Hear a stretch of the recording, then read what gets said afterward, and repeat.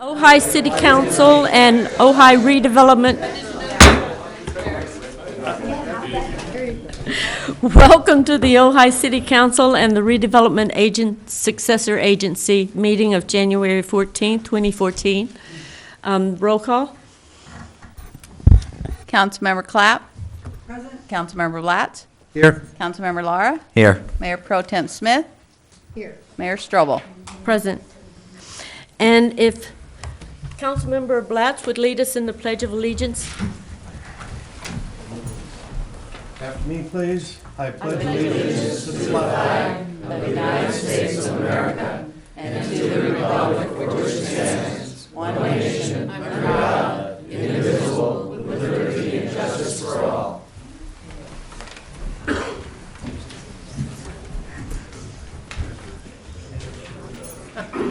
Here we have a couple of presentations tonight. The first one is recognizing our outgoing mayor, Paul Blatz, and KK Holland is here representing Senator Hannah Beth Jackson. Thank you, Mayor and fellow council members. Good evening. It is my great privilege to be here today on behalf of State Senator Hannah Beth Jackson to present this certificate recognizing outgoing Mayor Paul Blatz for all of his contributions and community service to serving the citizens of Ojai as mayor. We really appreciate your service as mayor. You've always been very good about reaching out to the office, and we continue to look forward to working with the city of Ojai with the new mayor as well. So on behalf of Senator Jackson, I'd like to present this certificate of recognition from the California State Senate. It's presented to Paul Blatz in recognition of your dedication and commitment to our community and your service to the city of Ojai as mayor. And I also, in my other hat tonight, Assemblymember Williams also sent a certificate, and I will be presenting that as well.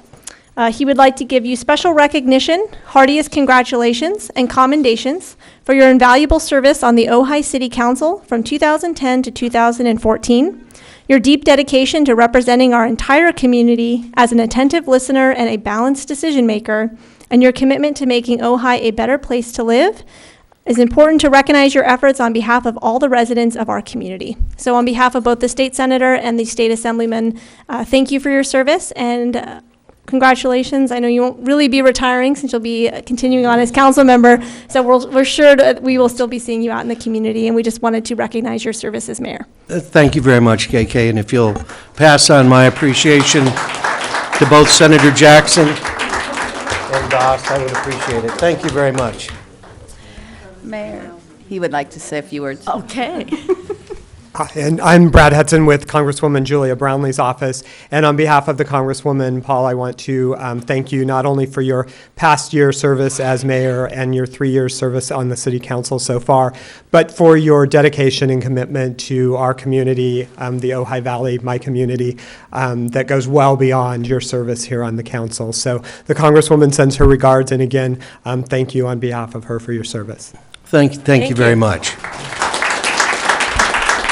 And before you speak, the city of Ojai would also like to recognize you.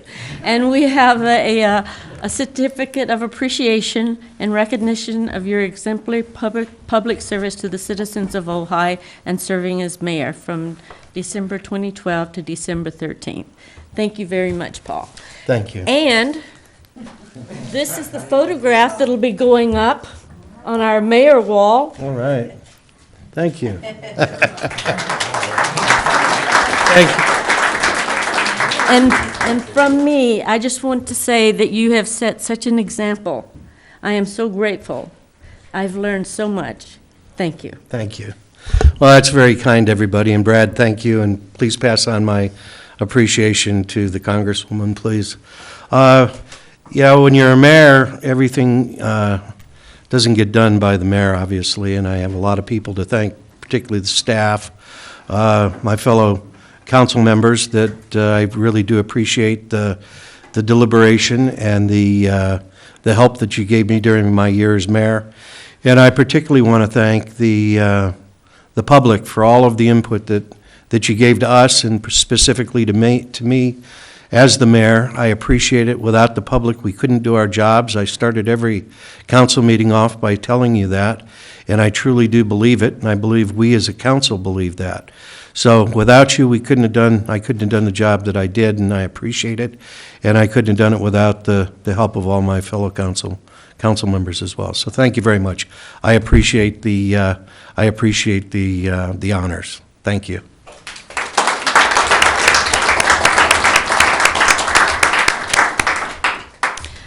Okay, we have a second presentation, and it's regarding it's an update on the emergency program regarding the Asian citrus psyllus here in Ventura County. And Commissioner Henry Gonzalez is here. Go ahead. Good evening, Mayor, members of the council. I have here with me today from the California Department of Food and Ag, David Pagels. He's a special assistant. Thank you. And we're going to double team y'all with this presentation. David's going to start. Great. Thank you. Thank you, Commissioner Gonzalez. Again, David Pagos with the California Department of Food and Agriculture. Thank you, Mayor, Vice Mayor, council members, and citizens and staff for having us today. So we're going to be talking about the Asian citrus psyllid and the related Honglong Bing disease. And if I can figure this out. Okay, so the pest is the Asian citrus psyllid, originally from Asia. It made its way here to the United States somehow. We may never know exactly how it arrived here.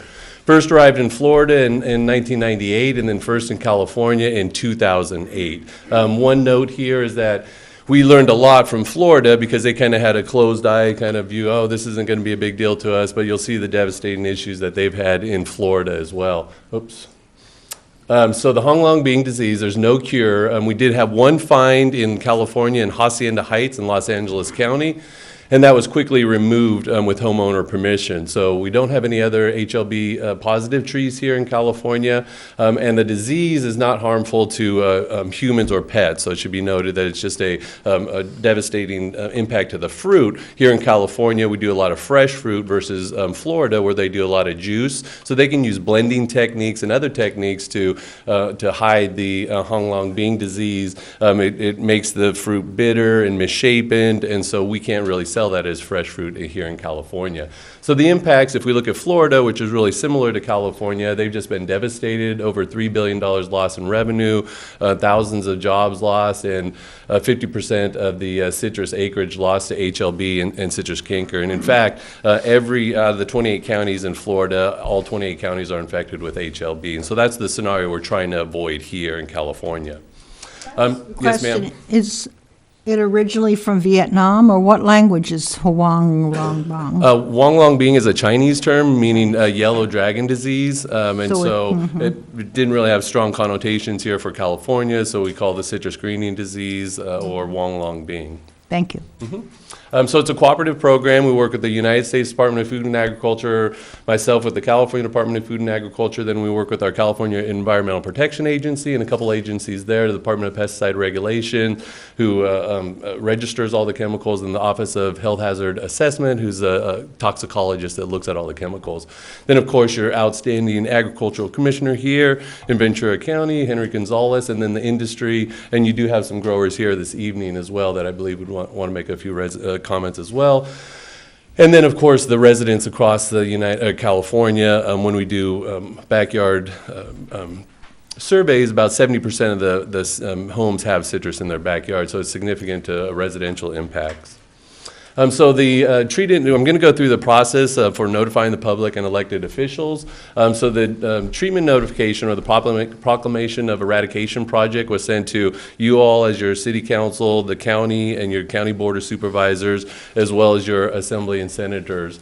In addition to those communications, and we also do cooperating agencies such as school districts, Fish and Game, for different consultation purposes. So this is what the Ojai proclamation looked like. You should have all received one. The first is just a letter, and then it goes into the authority and the code sections that we cite for the authorization for the emergency project. Then we go into notification process. So after we notify the elected officials, then we, about 1 week prior to an open house, the residents will receive a packet of information, and that will include open house information on the pest itself, treatment process, and then the treatment area. And then at the public meeting, we have the California Department of Food and Agriculture, the Office of Environmental Health Hazard Assessment, and doctors come that are toxicologists come to talk to any public that have any questions. Same with Department of Pesticide Regulation, and of course the County Ag Commissioner's staff and himself was there as well. We held this meeting last week, and it was well attended by your residents. In fact, we had some folks here attended. So this is the public meeting information packet that all the residents and you all as elected should have received. It just outlines the situation, the public meeting information, and then the boundary area of treatments. It's important to note in the boundary, you see the orange line there, that's 400-meter treatment area, and then we go out an extra 100 meters as a courtesy notification, so folks see our rigs out in the area, they understand why we're in the area. So at the public meeting, we set up individual stations for the public to answer any questions. We understand that not everyone's a great public speaker and don't like to speak in public, so we offer them a venue where it's a little more private, or if they may have a medical issue that they'd like to talk about, it provides a little more confidentiality. And so the treatment notification, at least 48 hours prior to any actual application. So this follows the proclamation, follows the public meeting, and now we're talking about actual notification of the residents. 48 hours prior to any applications, the residents are hand-delivered a notice with the 800 number on it. So if they need to reschedule or any questions, they can always call our 800 number. After treatment, residents receive a post-application notice, and we just ask them to treat the fruit as they normally would, just stay out of the treatment area for 4 to 8 hours, not 48 hours, but 4 to 8 hours until it dries. In this weather, unfortunately, it's going to dry in a couple hours. And then just wash your fruit as normal. And then residents on all communications have an 800 number so that they can communicate with us if there's any issues, any questions, those type of communications. And then just of note, we've done about 70,000 residential treatments throughout the state of California. So this is the pre-treatment notification that the residents receive. Again, 48 hours, door-to-door notification. It includes a block number on there, so if they call the 800 number, our folks understand exactly where they're at. In the treatment area, we do like a grid over the treatment area so that we can follow the treatments. And then, so the treatment itself consists of growers treat their own groves, and then the CDFA comes along and does the residential side. So it's really a team effort where the growers are stepping up and doing their part, as well as the state and county coming up and doing the residential portion. And I should also note that the citrus industry, through the Citrus Pest and Disease Prevention Committee, has self-assessed themselves about 8 cents per carton to raise about $15 million annually statewide for this program. So the growers not only are assessing themselves, but then they have to incur these costs for treatments as well. And they're doing it because they know it's important and they want to protect their industry here in California. So we treat, as I mentioned, 400 meters. We only treat host material, which is citrus. Mariah is another host, but mainly citrus, all types of citrus. And then we do one visit per year. We understand we're in people's backyards, so we try to get in and out as quickly as possible, and we use our best staff. They're very seasoned. Use 2 chemicals. One's a soil drench that provides a little more longevity for the protection of the tree, and the same material is a flea collar that you would put on your dog or your cat. And then Tempo is also used commonly for indoor pests, and this is a foliar treatment, and it's a cyfluthrin. It's a derivative of the chrysanthemum flower. It's a mouthful. I always have a tough time with that word. So then they receive a post-treatment notice thanking them very much for allowing us to come onto their property, and just wash your fruits as normal prior to consuming them. Then we also do environmental monitoring, working with the Department of Let's see, we're looking at human health and environmental, any monitoring. We're working with the Department of Pesticide Regulations to oversee the environmental monitoring. And we take air, leaf, soil, tank, like the tanks on our rigs, and water samples as well throughout the area. And you have several streams in the area that we do consultations with different federal and state agencies to make sure that we're conscious of any endangered species you may have in the general vicinity. What's at stake? California's citrus industry is almost about a $2 billion industry, but again, more importantly, as I noted earlier, the backyard citrus is could have been planted by your grandpa, and so it just has a value that's priceless because you'd want to keep that tree forever and ever. If it gets the disease here in the state, unfortunately, it's a death sentence, and we could lose our citrus here in California.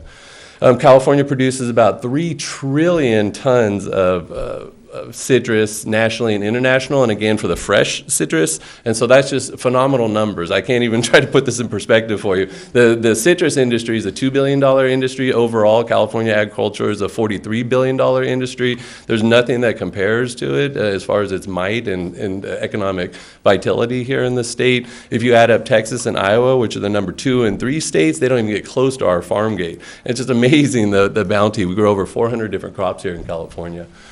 And then commercial citrus supports thousands of jobs and provides about $500 million annually in state revenue on top of the $2 billion annually that it brings in. And then, as I mentioned earlier, about 70% anecdotally of Californians have citrus in their backyards. And Commissioner Gonzalez is going to talk a little bit about his role as your county ag commissioner. I want to first of all thank the residents that live in the treatment area because as I understand, we have 100% cooperation. This was a voluntary effort on their part.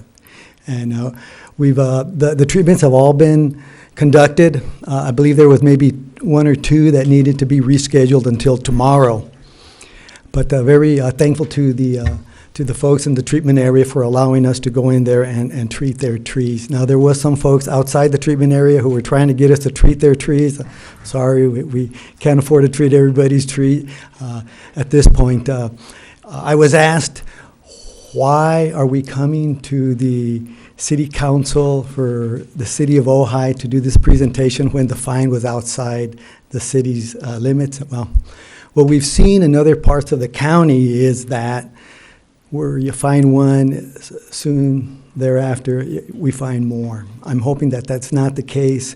Our strategy is early detection and rapid response. We want to knock them out so that they don't establish a population here that's breeding. That's the hope, but it is very possible that we're going to find more and that others will be found within the city limits. If that happens, we're going to employ the same strategy that David just laid out to you. So the role of the Ag Commissioner, we're the local folks here. We know the industry here, and we engage also in our own trapping. As a matter of fact, it was my staff that trapped the first psyllid here in Ventura County. It was an oxnard we found in one of our traps. So we do that. We do a lot of outreach. Starting back in 2009, we started to blitz everybody that we could, just letting them know, presentations very similar to this, letting folks know that we knew this pest was coming and that it would be here someday, and we're going to have to do something about it. And this is exactly what we've been doing here this week, is doing something about it so that we can continue to have citrus here. Left or right? I squeeze. Squeeze. Oh, thank you. And just some of the things that we do in addition to partner with the industry and CDFA and USDA as part of our efforts to protect not only citrus but every commodity here in Ventura County. We conduct inspections of nurseries. Anytime they're receiving plants and plant products coming in, we inspect. When we export to other countries, to other states, other parts of the state, we also inspect those plants and plant products. They don't want us to ship them anything that they don't want, and we don't want them to ship us any more pests. We have plenty already. So we do many inspections. This is one of our inspectors there, Tim. He's inspecting that fruit destined for wherever, and he's looking for pests as well.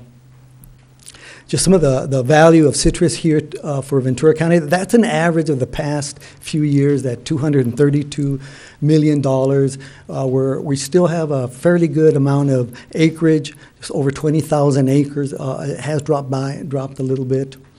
Our most profitable crop by far is lemons at over $200 million. And like David was saying, the backyard citrus trees, priceless.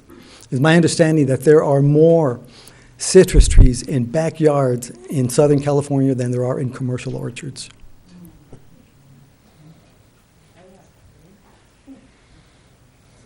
David, I think this is your slide.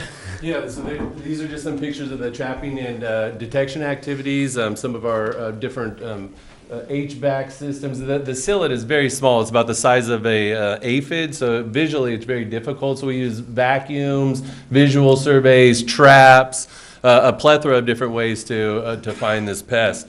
And I should note that the treatments that I mentioned earlier, the Merit and Tempo, are kind of the short-term solution set. Long-term solution set is to either find some type of cure, give science time to find either a cure for HLB or some type of rootstock that's resistant to HLB. So that's kind of the end game. We don't anticipate spraying chemicals forever and ever. And then also biocontrol is another mechanism where we have a Tamarixia wasp that seeks out the Asian citrus psyllid, and you don't want to go into the gory details, but they deal with the psyllid and stops the reproductive cycle. And so these are other tools in our toolbox. But when it first hit California, there really weren't that many tools in the toolbox. So us, Florida, Brazil, many states and many countries are working on this. So we hope to see a solution set in the future, and that's what we're trying to give time for science to come up with those solution sets.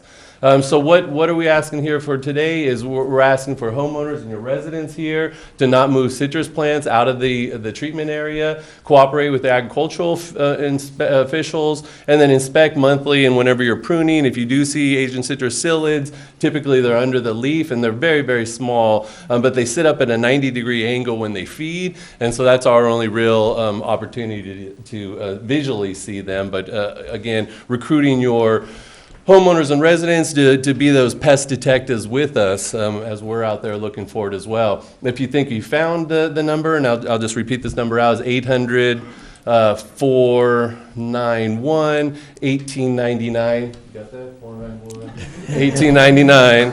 And then, so what can you all do as city leaders? We can follow us on Facebook and Twitter. There's information on our website.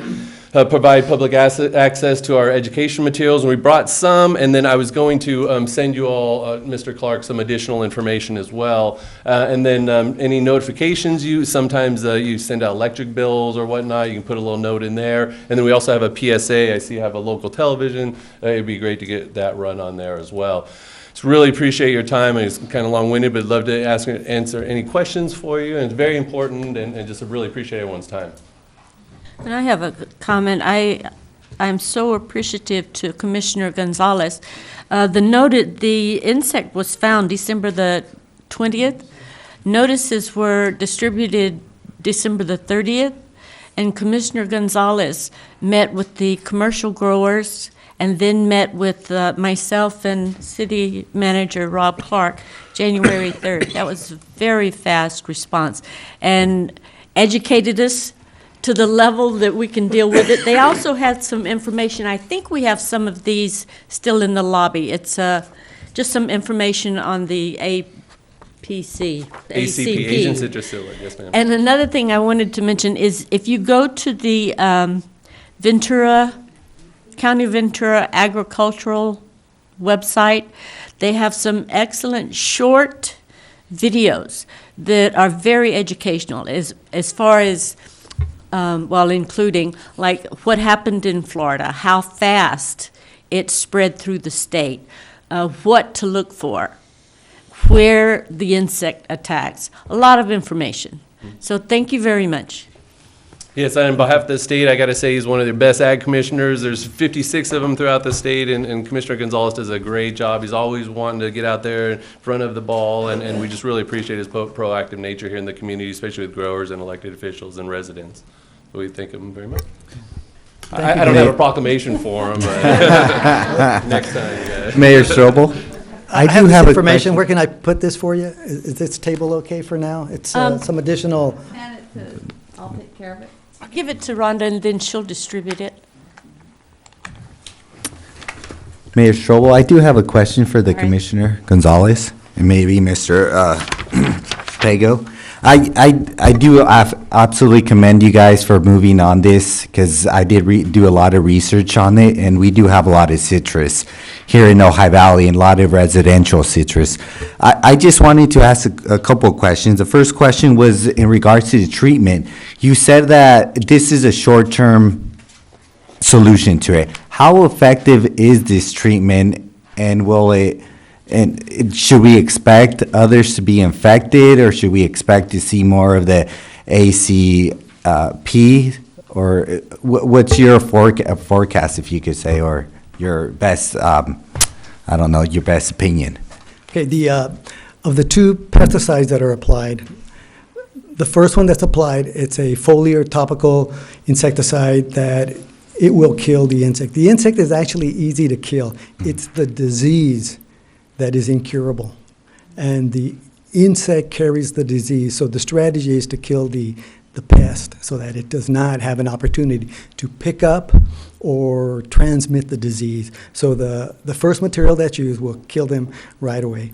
The other material, it's a soil drench. It soaks into the ground, and then the roots pick up the insecticide and distribute it throughout the tree. This provides a longer residual effect so that if any psyllids come in afterwards, they'll pick up a fatal dose. And the insecticide that you put in the soil, will it affect any other insects around there? Will it kill, bees or any other insects that are good for the environment? It could if we misapplied it, but these are professionals, these are licensed professionals that know what they're doing. They follow this. My staff has been inspecting today. I wear two hats.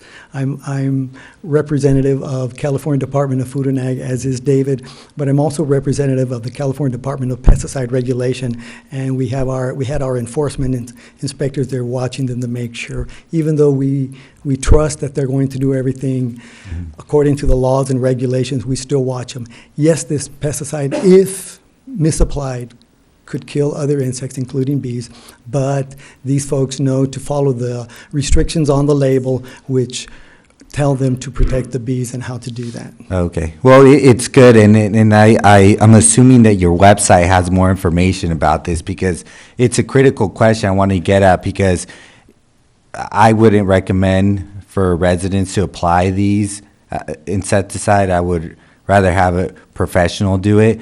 And also, it's right now there's only two have been identified, only two locations, right? In the Ojai Valley. One location, 2 insects were in the trap. Okay. All right. Well, thank you so much. And I have here for you some information on protecting bee health, and that's the material that I'm going to be leaving for you. Thank you. Commissioner Gonzalez, you may have already gone over this, and I want to make sure that I give accurate information. Many people have asked, how did it get here? And it's my understanding after my research that it can either be through migration, grafting, infected plants, bringing plants into the area from outside the area. The disease, we believe that's one of the pathways, is if somebody were to bring in a branch from a tree that's infected and then graft it into a tree. This is what we believe happened in Hacienda Heights, the one and only detection of the disease. That's how it can be brought in. Now the pest it's a little bit more mobile, and it can move around on citrus plants. It can move around on leaves and stems. The fruit, if it's commercially clean, is perfectly fine. the psyllid does not reside on the fruit, but it will hide out on the leaves and stems. So that's one of the quarantine requirements that we enforce, is that any citrus fruit that's within the quarantine area must be commercially cleaned of all stems and leaves before it can be moved outside the quarantine area, because that is one of the ways it is moved around. Now, the great majority of the detections throughout Southern California have been in residential situations, not commercial. Farmers take care of their trees. They're always watching them. They treat very little, but they will treat if they have to. Most of us backyard citrus tree owners, we're not out there every day watching them, looking for the pest, and so that is really how we believe the pest is getting around. As a matter of fact, in this case, it was found in a residential setting as well. So that's why we urge folks to look at their trees a little more often. Any questions, comments from council? Thank you so much. Member of the audience have a question regarding this? I had a comment, if I can have a minute. My name is Emily Ayala, and I work for the Ojai Pixie Growers Association and also my family's Farm Friends Ranches. And we have been on high alert basically since 2008, waiting for this bug to show up in the Ojai Valley, and that's what we got for Christmas, unfortunately, instead of rain. The citrus growers in Ojai are not of a culture of spraying. I only know of one commercial citrus grower that actually uses insecticides on a regular basis. We do not want to have to use insecticides on a regular basis at all. The economy of growing in Ojai is difficult. Our land prices and water prices, labor prices are more than Oxnard, Bakersfield, Fresno. So we're sort of working on a pretty thin margin anyway. So it's gratifying to hear that 100% of the residents actually followed through with the treatment. That makes us feel like the community indeed cares for its citrus growers, and we thank everyone for that. Again, you know, if we can find, if the insect is found and we can spot treat it, it is insecticide use. I know people in the valley don't like insecticide use. But, you know, it's kind of like taking antibiotics when you get really sick. You don't want to do it, but every now and again you have to. If we can do those spot treatments and keep it out, geographically, Ojai is set up that we could potentially keep this out of the valley, even if the psyllid becomes entrenched in Ventura, you know, the outside areas of citrus growing in Ventura County. We're in a really good position to keep it out and keep citrus growers going in our valley, which is a huge part of our landscape. And, you know, as a landowner, agricultural landowner, it's difficult to look forward to the future of having to deal with this. But we don't have a lot of other crops that we can turn to in Ojai. We can't do strawberries, and No. you know, our ground is very rocky. So anyway, thank you for your time, and I'm glad to have the support of the state and the county, so. And Mayor Pro Tem Smith has a question. Thank you. This is our third year of drought. Is there any evidence, scientific evidence, that trees that are stressed from the environment are more susceptible, or it's 100% whatever? It's 100% of citrus trees are susceptible to having the psyllid and having the disease. So, and it's a death to the tree once the disease is here. The insect is not a death threat. It's the disease that the insect can potentially carry. The psyllids like young growth, young, vibrant growth. So trees that are in decline from drought are less likely, perhaps, to have the psyllid. But again, we can't do experiments to see. No. We don't want that. No. But everyone, we really urge all residents, homeowners. There's even potted citrus plants outside the some of the businesses in the Ojai Valley. So everyone should just keep their eyes and ears open. And if you think you see it, don't clip it and bring it to me. Put it in a plastic bag. I have people bringing me leaves at the farmer's market all the time. And just put it in a Ziploc baggie or put it in a bottle of alcohol. Don't wave it around. Don't bring it from one end of the valley to the other. So, Thank you. And don't move your potted plants. Or pick oranges with leaves on them and move them around. So that's key. So Thank you very much. thank you. Thank you very much for the presentation.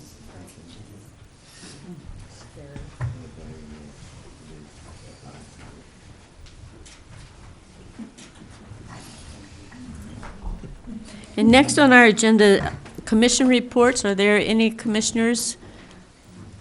Christine Golden, the Arts Commission. Oh, did somebody leave this? No, that's ours. Is that yours? Do you want this? Yes. Is it dangerous? Thank you.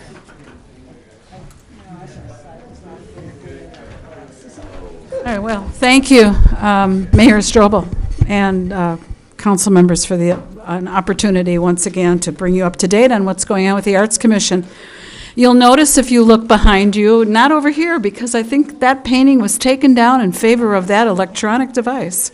But if you look over here, you'll see paintings by our latest artist, who we've invited to exhibit in our invitational gallery. These are paintings by a gentleman who is now 90 years old. And a lot of us don't even know that Gino Hollander, that is his name, lives here in Ojai. He's a war veteran. He was a ski patroller in, I believe, World War II, and was injured, and lived many years in Spain, became an artist, and he still, at the age of 90, paints every single day. And he's a treasure for us. What you see here doesn't even come close to showing you what's in the hallway down there. And if you have not taken a walk down there to see what this man paints and the size of his paintings and the power of his paintings, please do so. It's really probably my favorite exhibit ever that we've done here is the exhibit here by this gentleman. So the press release hasn't come out yet. The public has to go and see this on their own time. There will not be a reception for Gino because of his age. He's not able to do that. But everyone is invited. You know, this is your invitational gallery, citizens of Ojai. So come out and see what this phenomenal artist has done. His works are in collections of Jackie Kennedy, James Michener, Arthur Rubinstein, and it goes on and on and on. Ralph Lauren, I mean, he is known really all over the world. And here we have him right here. So this is our latest exhibit. I wanted to tell you about that. I also want to alert you, and at the same time that I'm doing that, I want to give thanks to Khaled for giving the Arts Commission the theater every second Saturday.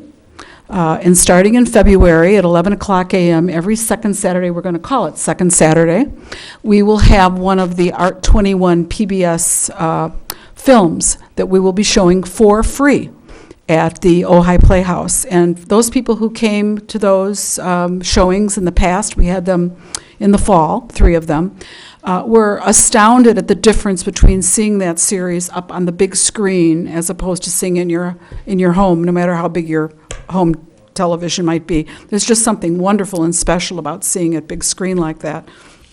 So please, these are free. You can come out and you can be introduced to some of the art world's most contemporary and forward-thinking artists. And so the first one's going to be the 2nd February, coming up, 11 o'clock in the morning, free at the Ojai Playhouse. Please come and join us. And the Arts Commission is just starting the process for nominees, looking at nominees for the Lifetime Achievement in the Arts Award. That starts this month.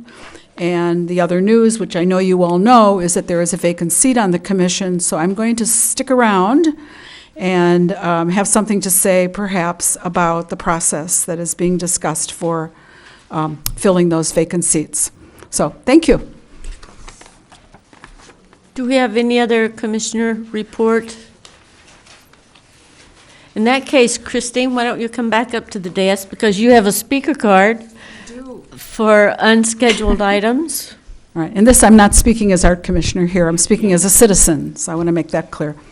I am concerned and wondering what you, as the mayor and council members, know about these blasts that are happening here in Ojai. Usually sometime between 1 o'clock in the morning and 3. There was quite a huge one a couple of nights ago. There are these huge explosions. And it has been suggested that somebody needs to get up in front of you and ask this question. Do we know what is causing these? If we don't know, are we going to find out? And what are they?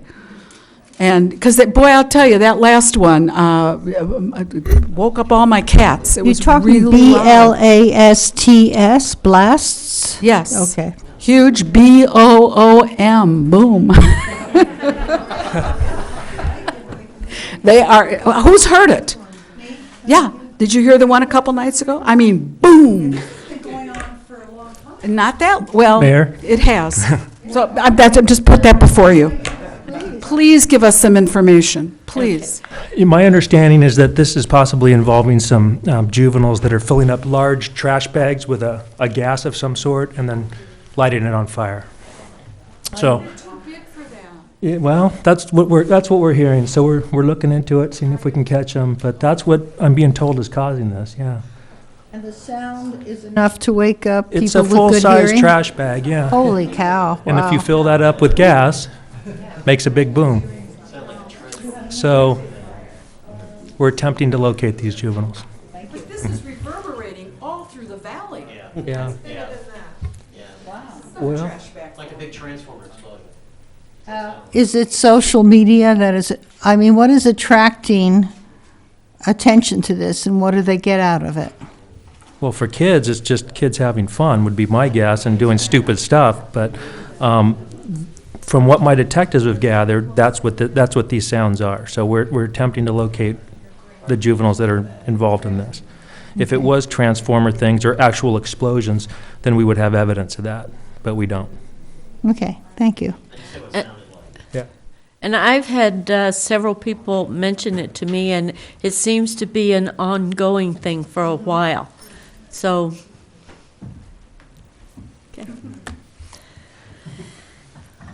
okay.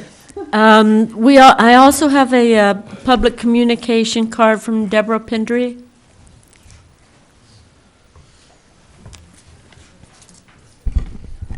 Thank you, Mayor Strobel, council members. Imagine a world where all the products never completely died and went to a landfill. That we designed everything, that it was reused, repurposed, recycled, something, some way, or never became obsolete. And that's what we're going to try to imagine a little bit of this coming Saturday. The Ojai Retreat is hosting a seminar called Zero Waste Approach to Managing Resources. And that's to look at this conversation, this idea of how we design things, our products, and where they go at their end of life in their original form. We have Richard Anthony coming up from San Diego, and he has a who's who's list of experience in the resource management field, so we're very excited. So again, this is Ojai Retreat. It's a 1 to 5 p.m. Seminar. There'll be a panel discussion. Mr. Anthony will do a presentation. Another part that's very intriguing about this is how many jobs can actually be generated through this approach. When you think about from the very beginning of redesigning our products and our infrastructure that goes with them to the massive amount of recycling and repurposing that could be done and the jobs that would be needed to do that. So we're very excited to have Mr. Anthony here. The coalition is helping the Ojai Retreat with the outreach. We invite the community to come. They are asking $10 donation. well, I'm not sure it's a donation, but we are encouraging students. We've been really heavy hitting the schools to get students who might be going into this career field to come, and they would come for free because they are the future designers and recyclers, basically. So just wanted to make that announcement. And Mr. Blatz, we certainly appreciate having you center there for the time that you were there and listening so intently to what I had to say, and other coalition members. We really appreciate it. And my main memory will be that when you came out to speak at our press conference for solarizing, you heard the county wasn't charging for solar permits. You're like, what? We got to get on that. And you did it really fast. We really appreciate that. That was way cool. Thanks. Bye. Thank you, Deborah. Okay, I don't have any additional cards for unscheduled items, public comments. Is there anyone else in the audience that would like to speak?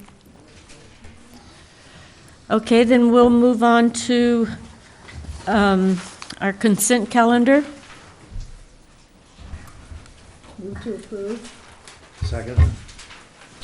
We have a motion and a second to approve the consent calendar as submitted. Roll call. Clapp? Yes. Blatz? Yes. Laura? Yes. Smith? Yes. Strobel? Yes. Okay, our next item is a public hearing, and it's text amendment TA 13-04. And I'm actually looking for a little more layman language. I'm not going to read you all of these things. It's Title 10, relating to the implementation component of the Second Dwelling Housing Compliance Program guidelines of the 2014-2021 housing element of the Ojai General Plan. Mr. Clark? And Ms. McLaughlin will make the staff report. Good evening. What's before you this evening is the implementation actions associated with the housing element, specifically related to a element within the second unit compliance ordinance. As a part of that program, it stipulated a time line for how long the program would last, and it had the amnesty was set for a period until June 30th of 2014. There's been interest by the council and others to extend that program, and in attachment B, the draft language for the ordinance change is contained in section 2, item 3, which removes the termination date, and it would remain in effect until the council establishes a termination date. Further, the program name is being updated from the second unit amnesty program to the second unit compliance program in all the associated documents. These changes will need to be made in the guidelines, and that's a part of a resolution that's shown in attachment C in your packet. And on December 18th of 2013, the Planning Commission recommended to the City Council that you implement these actions. As we discussed during the joint Planning Commission City Council meeting earlier this evening, there is a proposal that on January 29th at the Building Appeals Board that it would become a joint session with the Planning Commission, and we would discuss further changes to the second unit ordinance. We're going ahead with these changes because those had been listed earlier on as something desired by the council.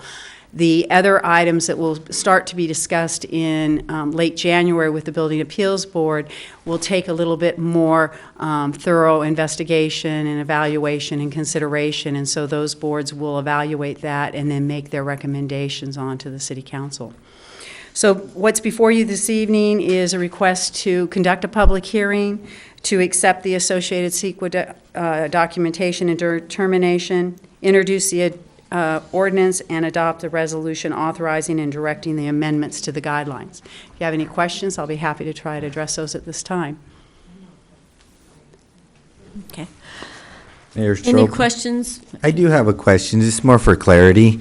It's on page 2-2, when it talks about under discussion, item 3. The first part, it's very clear to me what we're trying to do, but is there any reason the second part which is any such termination shall not affect the complete application for a second unit compliance permit filed with the city prior to the termination date. Why that language is included? I think the main intent was to be clear that if somebody comes in the day before the end of the termination date and we're able to accept the application as complete for filing, they can proceed ahead under the ordinance as it exists, and even though the termination date may be the next day. And I'd also defer to the city attorney if he has added. That's correct, and I've been trying to read, obviously, if you ask the question, what does it mean, then obviously it's not abundantly clear in this drafting. That's what the intent is, and to make it clear that this doesn't affect applications that are filed prior to the termination date. I can try to redraft it for the second reading, although everything else comes out also somewhat vague. But the purpose is to we call it a pipeline exception. If something's in the pipeline prior to the program ending, the period ending, those applications will continue to be processed and approved or denied. So that someone doesn't have the concern that right in the middle of their application process, the program ends and we would drop them from the process. That's the purpose of that sentence. And my other question is, since we're going to be talking about the ordinance or the planning commission and the building code commission about changes to the second unit compliant ordinance, if an applicant wanted to go towards those new criterias or those new changes, do they have the option to follow those new regulations? Yes, because we would have, if, let's say somebody currently either can't meet the current guidelines, if through these changes that would ultimately be proposed, if then they could meet those requirements, we would allow them to resubmit if they've already submitted an application and say we've deemed them, denied them because they didn't comply, but now they're able to comply, they could reapply and we would evaluate it under the codes at that time. Okay, thank you. Mm-hmm.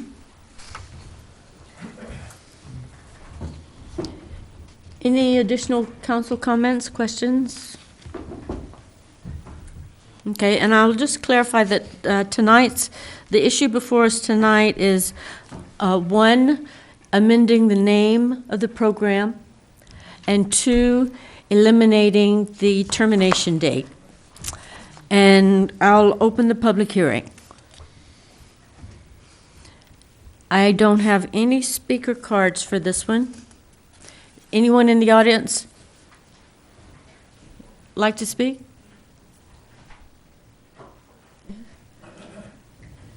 And our attorney told us how to do this the other day, and I just... And so you can just now, on your own action, close the hearing. Close the public hearing. Yes. Okay. So you should now say that I'll close the hearing. I did that. Okay. Public hearing is now closed. I'll do it again. No. Any additional comments, questions from the council? Do I hear any motions?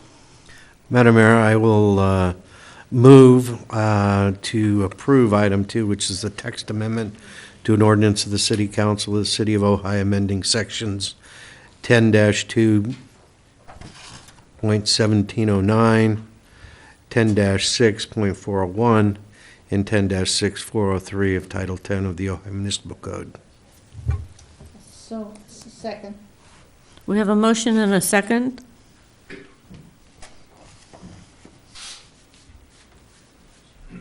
Do we want to include the number 2 under the recommendations?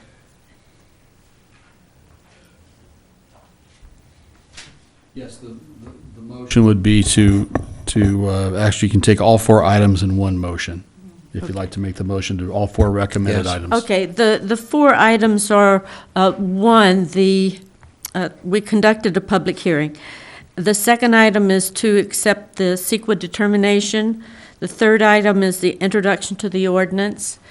And the fourth item is to adopt a resolution authorizing and directing amendments to the guidelines. That's correct. That's my motion. And Madam Clerk, Do we read the title, read it by title only at this point? No.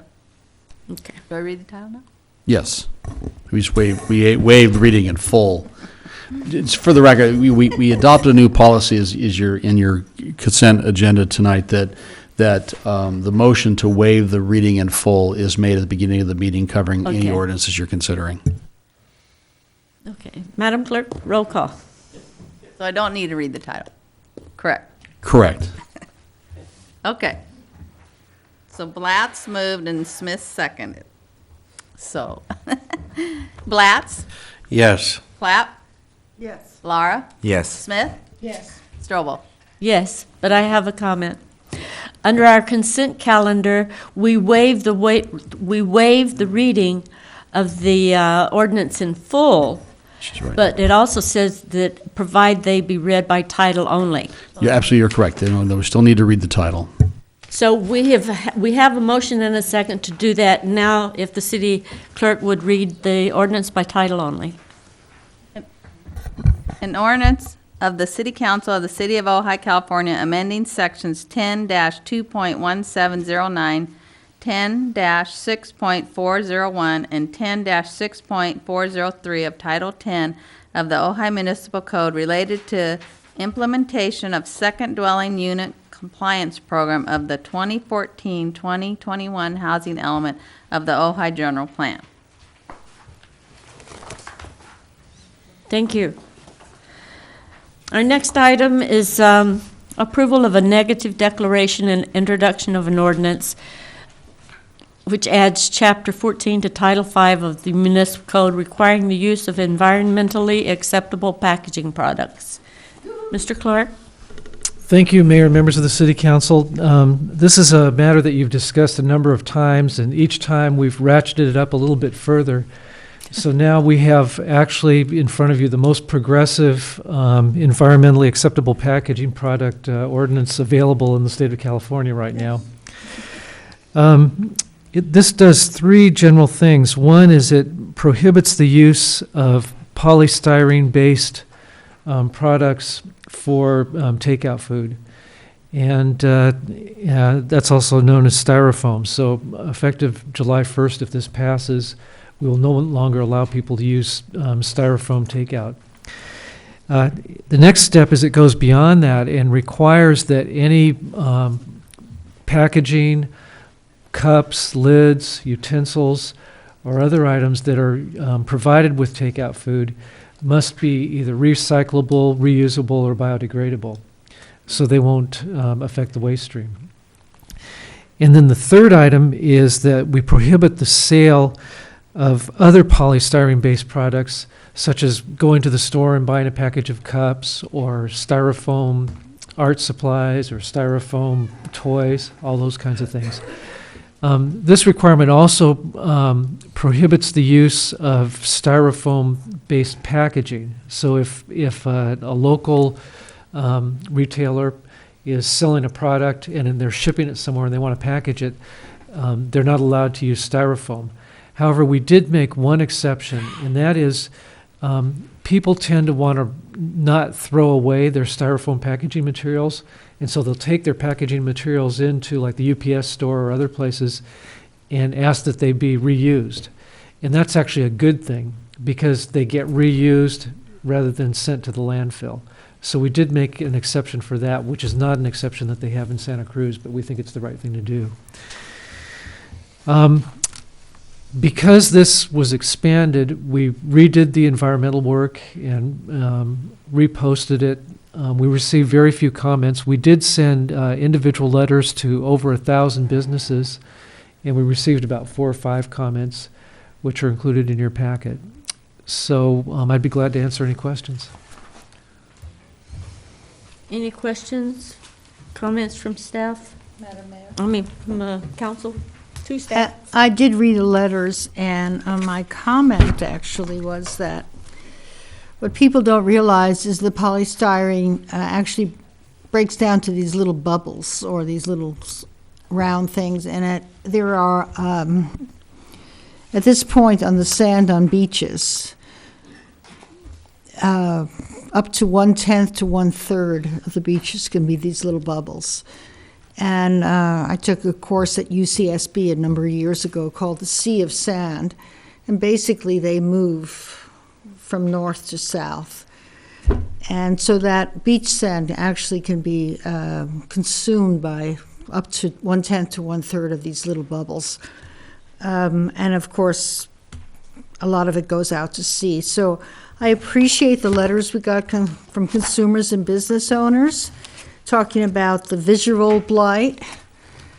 And I agree, we do not have much visual blight, but the blight that is being caused by this to our sea of sand is huge. So to the two people who thought this was overreach of the government, it really is not. So I'd like that to be addressed, because these polystyrene bubbles that are on the sand and then move through the environment are forever. So that's my only comment. Madam Mayor, I find it interesting that when we took on the task of banning plastic bags, we were the first city in the county that did that. And everyone kind of made fun of us that here we are in Ojai, and we're all going to have to go shopping in Ventura now. And we're not going to shop in Ojai anymore because we can't have plastic bags. And now all the other cities in Ventura County are falling in line. Los Angeles is now had a ban on plastic bags. And I think that this is the same kind of thing that we're going to see with these styrofoam products, that they clearly are not good for the environment. They clearly last forever. It's something that we in Ojai certainly don't want. And I think we kind of set the tone that other cities will eventually follow. So I think it's very important that we do this. I'd like to comment that one of the greatest concerns for me is that these plastic, styrofoam, whatever you want to call it, are slowly entering our food supply. So it's very important to clean up our environment to the extent possible so that I can be healthier. Any additional comments? Madam Mayor, I just want to thank the city and county of, I'm drawing a blank, of Santa Cruz for doing a lot of work, because we modeled our ordinance and just saw what was fit to Ojai. I think I mean, we should really thank them for doing us a service, so. Absolutely. Madam Mayor, Yes. I just want to do a happy dance. I'm just like so over the top excited about this because it's long overdue. And I would like to make a motion to approve negative declaration 13-01 and introduce ordinance number 837, which adds a new chapter 14 to Title 5, requiring the use of environmentally acceptable packaging products, and ask the city clerk to read the title of the, did we do the public? No, go ahead and finish your motion. You're No, doing I'm sorry. fine, but I'm there just is too something excited. I'm going to change. And they're reading the And title. Go ahead and make your motion, and a second. After we vote, then I would like the title read. Okay. Did we have the public hearing yet? Oh. have to open the public hearing. Yeah, I thought you did. I apologize. We did not. I'm back on. Withdraw the I'm motion. just so excited. Okay, I withdraw I'll the open the motion. public hearing. I don't have any speaker cards. Is there anyone in the public who would like to speak on this item? Dale Hansen, I live in the city of Ojai, and I'm really so glad that it sounds like you're going to pass it, and that's really good news to us. I think we're doing the right thing. Thank you so much. Yay. Anyone else from the public? Yay, okay. Then I'll close the public hearing. And reintroduce my motion. Go ahead and make your motion again. Okay, approve negative declaration 13-01 and introduce ordinance number 837, which adds a new chapter 14 to Title 5, requiring the use of environmentally acceptable packaging products, and ask the city clerk to read the title of the ordinance. Do I hear a second? Second. Roll call? Blatz? Yes. Clapp? Yes. Laura? Yes. Smith? Yes. Strobel? Yes. And City Clerk, please read the title. An ordinance of the City Council of the City of Ojai amending Title V by adding a new Chapter 14 requiring the use of environmental acceptable packaging and products.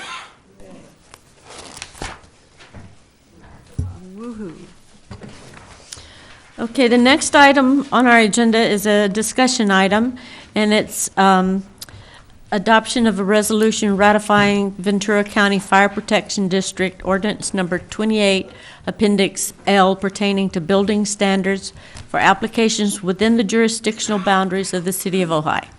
Mr. Stewart?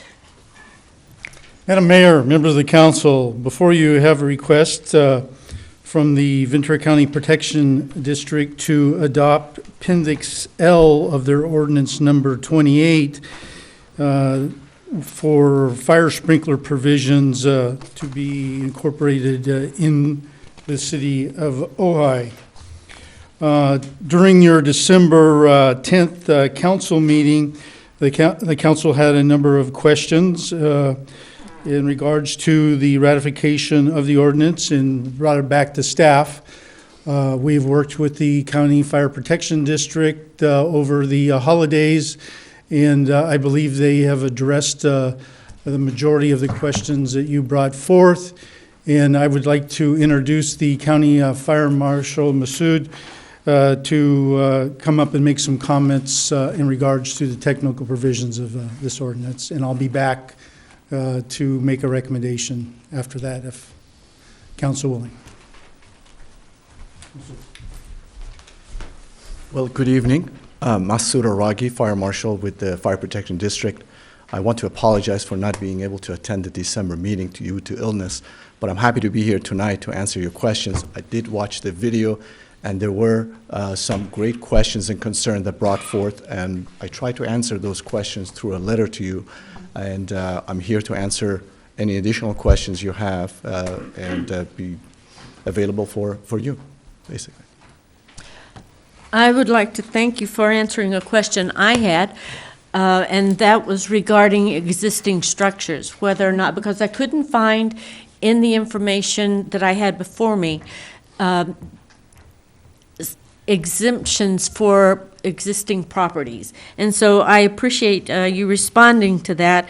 And basically your response was California Fire Code Section 102 applicability states in general that the adopted code does not apply to existing structures. And there's more to that, but that answered the part that I had. That's correct.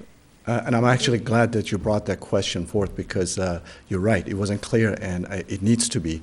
And yeah, it does not affect any of the existing at all. That's correct. Any questions, comments? Yes, I've got one question. Why should the city of Ojai adopt an ordinance that is so much more restrictive than the state code? Actually, let's talk a little bit about what the restrictions are. The state code already requires fire sprinklers for all single-family dwelling and multifamily dwellings. So there's nothing in our ordinance that it is in conflict with that. That is exactly the same. The state also allows or requires sprinklers for commercial occupancies and certain type of hazardous occupancies. So our ordinance is in line with that as well.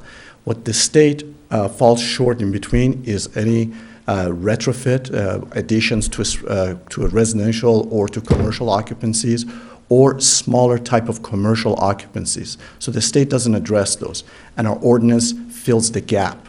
Now, to answer your questions, we need to look at it in two different ways. Number one is what is the importance of Appendix L?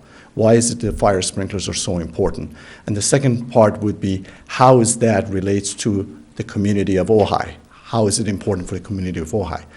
So the first part, if you don't mind, there's a lot of things I can talk about the benefits of Appendix L, but with your approval, I'd like to show you a short 8-minute video, if that is possible. It just demonstrates the importance of Appendix L. So if you would like, I would like to show that, if that's possible. I don't have it loaded. It is. We can just, Would the council like to see the video? I would. I think it Yes, might thank be. you. I think fire sprinklers have been around for over 100 years, and they're very effective, they have good history, but I want to show why is it important that we have this Appendix L through this video. So if you don't mind, I'll go with that.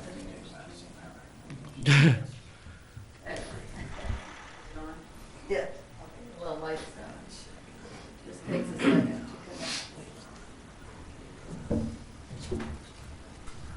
It's a live demonstration done in Las Vegas. Before you begin, I have a Yes. question. Go ahead. I was just going to ask whether or not our cameras get a reflection off of the screen if we leave the lights on. It's actually streaming live through the computer. James has this streaming live as well. Okay, so do we need the lights off? No. Okay. Thank you. You get a reflection. Yeah, I was doing it because of the glare, but. It's a YouTube video of a live demonstration done in Las Vegas. You can see two sections. The one on the right is the typical residential occupancy that it is, doesn't have fire sprinklers in it. And the time that you can barely see on the side here is about 21 seconds or so into the fire. You can see the amount of smoke coming out of the residence. This is what you're dealing with any occupancy that is not protected with automatic sprinklers. So we are about 40 seconds into it. I want you to see how fast the fire grows.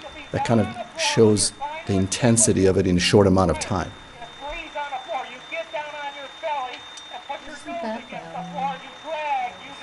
There is a gentleman describing this as they go through. This is about a minute into it, and it typically takes longer than that for an engine to respond. So this is what you're going to see while the engines are being called and they're en route.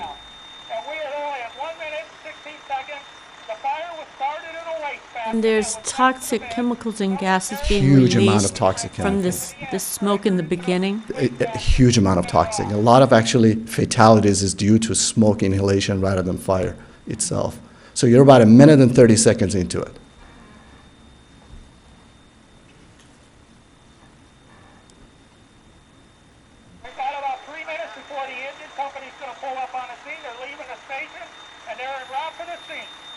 So we said about 3 minutes before the engine reaches out there is about 2 minutes right now, and this is what you're dealing with.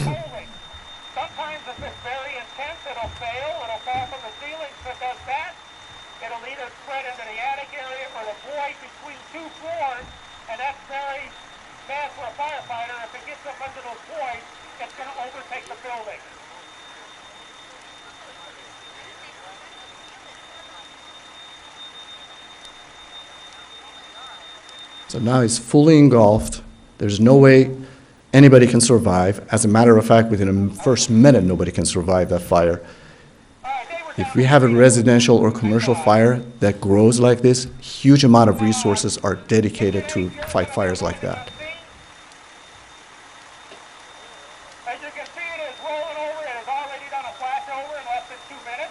Flashover is the term they use when everything in this confinement is ignited at the same time.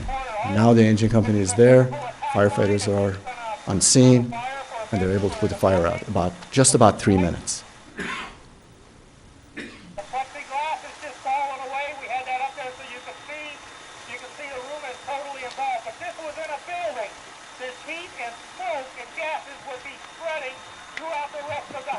That's what happens is the smoke travels much faster and much further than the fire does.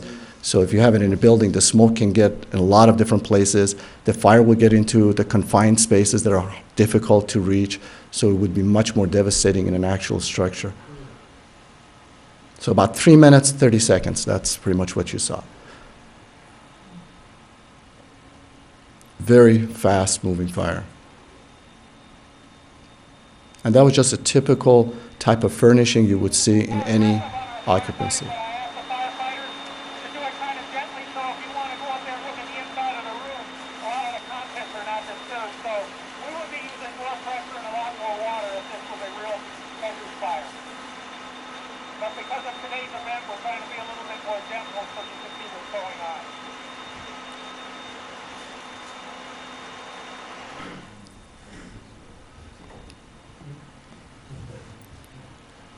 Actually, we're not going to go the full 8 minutes. Once they start the one on the left, we'll stop it very shortly after that.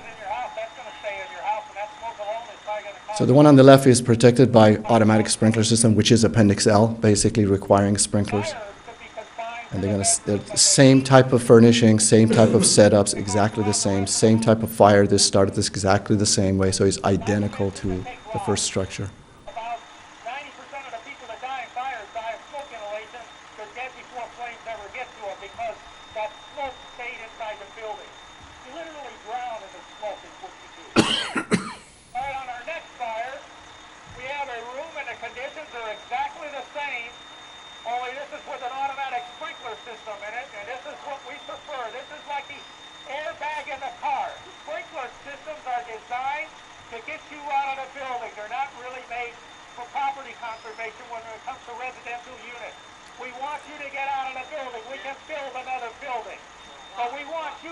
The fire is starting about 5 minutes and 20 seconds on the clock here.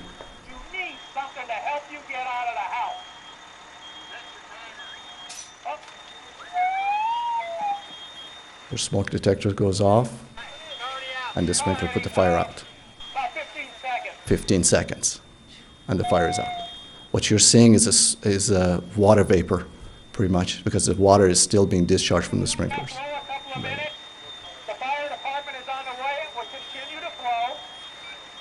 I think that's pretty much the rest of it. Thank you. The kids are trying to get out of the bedroom, you're trying to go down the stairs. So you're looking at about 15 seconds, and the sprinklers were able to control the fire and put the fire out, basically. So the first part of to answer your question was, why is Appendix L is important? I think you can see clearly that if we have structures without sprinklers, it requires a large amount of resources that we need to dedicate to fight fires, and they're devastating. They're devastating to the residents, to the commercial owners. They put the people out of business for a long time to get back in business. When you have sprinklers, the fire is small, you can get back in business same day, but practically. And the second part of it is, why is it important in Ojai? I think you have to look at it as Ojai is a very, very unique community. You are surrounded by brush, and the city, we have brush fires, our resources are dedicated to that. We want to be able to have structure fires that are small, so we don't have to dedicate too number of resources to it. We also have, if you happen to have a structure fires, we want to be able to have not large amount of resources dedicated to it, so they are available for other emergencies that they could respond to. It's kind of, you have to look at it as to why is it so important. And I guess the video demonstrates the ability of it to control the fire in the small stages.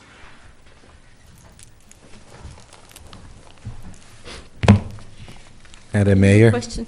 I do have a question. I know for clarity, what we're actually approving right now, it's more of a clarifying the definitions, right, to all those sections, and you eliminated some sections, but it really doesn't affect what's already in place. That's correct. So, It was more for clarity. regardless if we deny the ratification of Appendix L, still new additions will still require existing housings to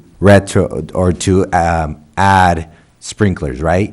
Let me understand the question one more time. So I guess I was concerned that, so existing, additions to non-conformed homes or sprinkler homes are still required to add sprinklers if they decide to add on to their homes, right?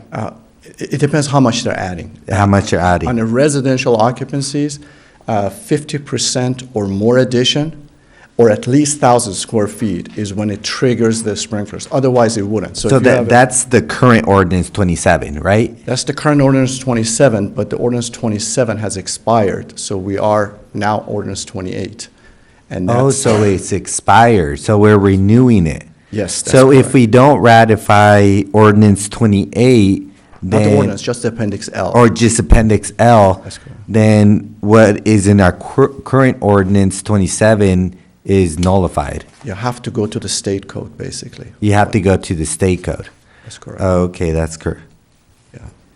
And just to ask for your professional opinion, because I'm not out there fighting fires, or I'm not an expert in that, but just to give me a ballpoint, how many of these, how many homes or residential homes actually a fire happens just in an average year? Do you say that are non-sprinkler homes? On a non-sprinkler homes? Yeah. I don't have the number. I wish I knew earlier. I would have brought the numbers. I don't have the exact numbers. I don't know how many there are exactly. Is there a law? Is there 20, 30, could you say, in the Ojai Valley? Throughout the county or Ojai? Or Ojai. No, not that many. Not that Not many. to that extent, no. Not to that extent? But when they do happen, they're devastating. Oh, yeah. Yeah, it's more of a prevention. Uh-huh. It's more of what we do, try to prevent something from happening, and that way we have a much better control of it. So prevention is the key to this, to having this sprinkler ordinance. And I guess my next question is for staff more than anything. If we decide to ratify this ordinance, would our second units be obligated to conform to this new code? Not existing second units. So second units that already exist or that we're granting amnesty to already exist. So but if a new second unit was built, yes. Okay. Thank you. You're welcome. Mayor Pro Tem Smith? Thank you, Madam Mayor. I live in a house. We have smoke alarms, but no fire sprinklers in the ceiling. If we were to add to our home greater than how much square footage, would we have to put fire sprinklers in our R1 home? It depends on the square footage that you're adding, and compare that to the square footage of the house that is existing. If it is more than 50%, then you would. So if your square footage of your house is 4,000 square feet or 3,000 square feet, if you're adding more than 50% of that existing, then it would. Otherwise, it would not. Thank you. Any other questions? Yes. Who actually adopted what's the body that adopted ordinance number 28? Is it the Board of Supervisors? Board of Directors, the Fire District Board of Directors. So it's the Board of Directors of the Fire District. So has the Board of Supervisors taken an action on this? Yes, basically they're the same body. They just change hat. So it's like we said, is the Yes. the successor agency, that kind of thing? That's correct. Okay. I have another question. When I stay at hotels or motels, I see the fire sprinklers. I presume they're all activated by heat. That's correct. Correct? That's correct. If you're talking about a private home, I mean, there's no fire sprinklers in my ceiling. I have smoke alarms. Are fire sprinklers in possibility that they are embedded in the ceiling and they come loose, or they're always sticking out? You would see them. Okay. You would see them. There are a variety of ways. There are ones that sticks down. There are ways that they're flush with the ceiling, and there's a plate. You can't see it, but they're there. The smoke alarm is great for residentials for earlier notification, but they are more of a passive type of fire protection. They don't do anything to the fire. They basically notify you to get out of the building as quickly as possible. Fire sprinklers are more active fire protection. Not only they do notification, now they actually put the fire out, so the structure is saved. But if you don't see them, then you do not have them. Okay. Now, all motels and hotels are required to have them, correct? That's correct. Thank you. Any additional questions, comments from council? Mr. Stewart? Thank you. Thank you. Thank you, Mayor. Staff is recommending that you ratify the Ventura County Fire Protection District's Ordinance 28, Appendix L, and direct staff to review the sprinkler provisions during the 2013 model code adoption process. As the council is aware, we're due for a brand-new code adoption process. What I'm recommending to the council is that you allow me to work with the Building Board of Appeals and any other commissions that you would like us to work with through the code adoption process, to take a serious look at the fire sprinkler provisions to see if we want to make them more stringent than the counties or make them less stringent. But we would go through a process with the Board of Appeals. But in the meantime, I think it's very important that we have these provisions in place, and we are recommending that you ratify Appendix L. Be happy to answer any questions that you may have. Any questions from council? Madam Mayor, I do have a question for Mr. Stewart. In your opinion, how many people that have non-sprinkler homes, residential dwellings, actually come into the city and apply for an addition that's more than 50% or 1,000 square feet? We do have a few, and it does happen, but in doing additional analysis, and we can provide additional information. But the cost of residential sprinkler systems has come down quite dramatically in the past few years. The code now allows them to use essentially a PVC piping system. It's kind of an orange piping system that is a lot less expensive than copper systems. The sprinkler heads actually cover more area, so we don't need as many sprinkler heads. And so the cost of providing sprinkler systems, if areas are accessible, is really somewhat reasonable. The other added benefit is the fact that a lot of insurance companies actually will take that into consideration in setting the rates as well. What we're concerned about is that, as the fire marshal indicated, Ojai Valley is somewhat unique, and over the years, and I've lived here 60 years in Ventura County, there's been times, as the council I'm sure is aware, where Ojai has been isolated. And having added resources to be brought in, fire resources to be brought in to the city is not possible. And I don't know the exact, how many engine companies do we have in the Ojai Valley? One station. We have one station in the city, but two. We have a total of 3. So that is not a whole lot of resources for this big of a geographical area. So having the added protection of fire sprinklers when we do have those conditions, I think is beneficial. But I think it warrants us to ratify this, and that I'll be happy to work with the fire marshal and the Building Board of Appeals, if you so choose, during the code cycle, and we can highlight some of this and bring back some recommendations when we bring back the 2013 code. I have a couple more questions, Sure. if I may, Madam Mayor. So you mentioned, my original question was, you get some applications. Yes. So you mentioned the cost, because that was my next question, Right. and you say it's reasonable.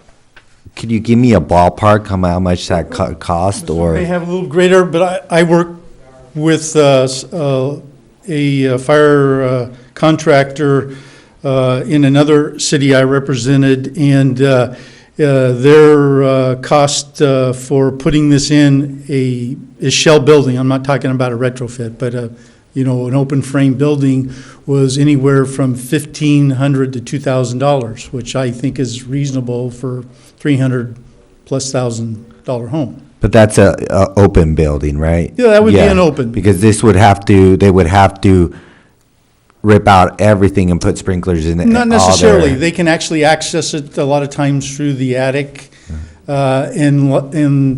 And I'm not a sprinkler designer by any means. I've just kind of reviewed this as they've been brought across my desk.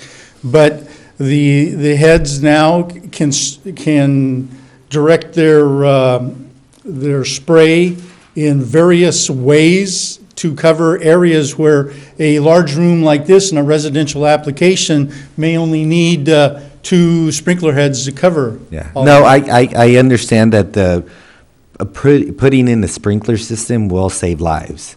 I'm not questioning that one bit. I think that it's pretty clear that it's shown in the video. That's pretty clear.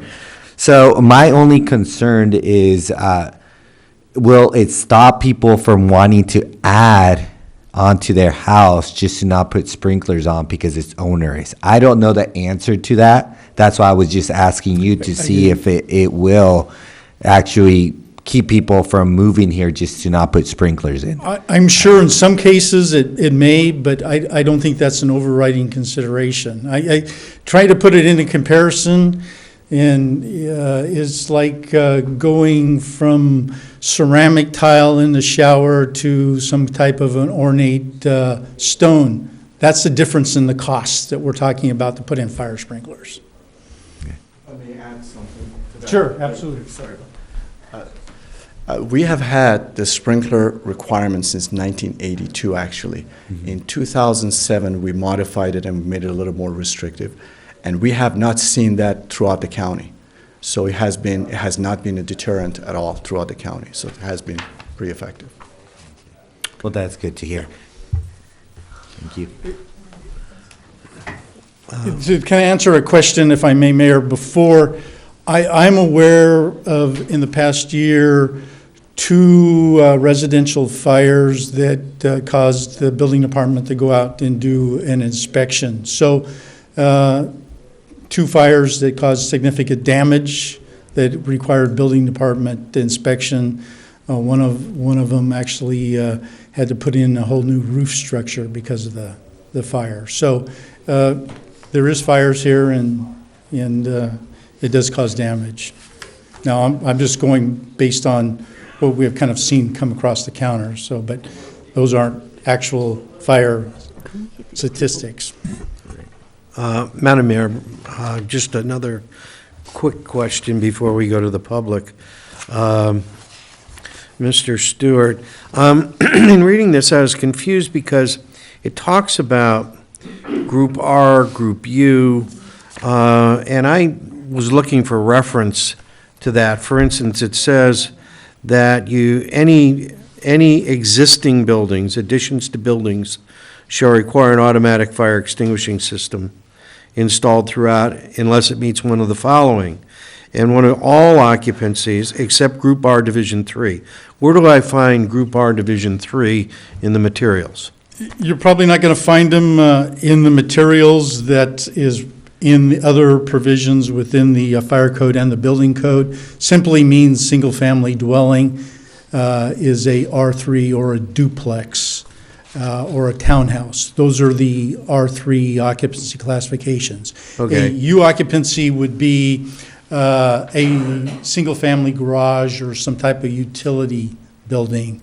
And I think the reference to that is saying that we have to go to another code section for the, I'm looking at the fire marshal here, going to another code section because I believe for commercial buildings, it's an addition of 25%.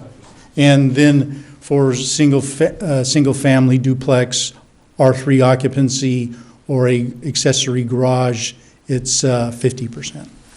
But that's not exactly what it says. It says all occupancies except Group R Division 3 where an addition is 25% or less of the floor area. Then it says occupancy classified as Group R Division 3, including attached Group U, where an addition is 1,000 square feet or less, regardless of the percentage of the addition. That's Or then it goes on to Group R, Division 3, including attached Group U occupancy, where the addition is 50% or less of the existing gross square feet, or Group U occupancies were approved by the fire code official. So to me, that's confusing in that it's all occupancy except Group R Division 3. So what is Group R Division 3?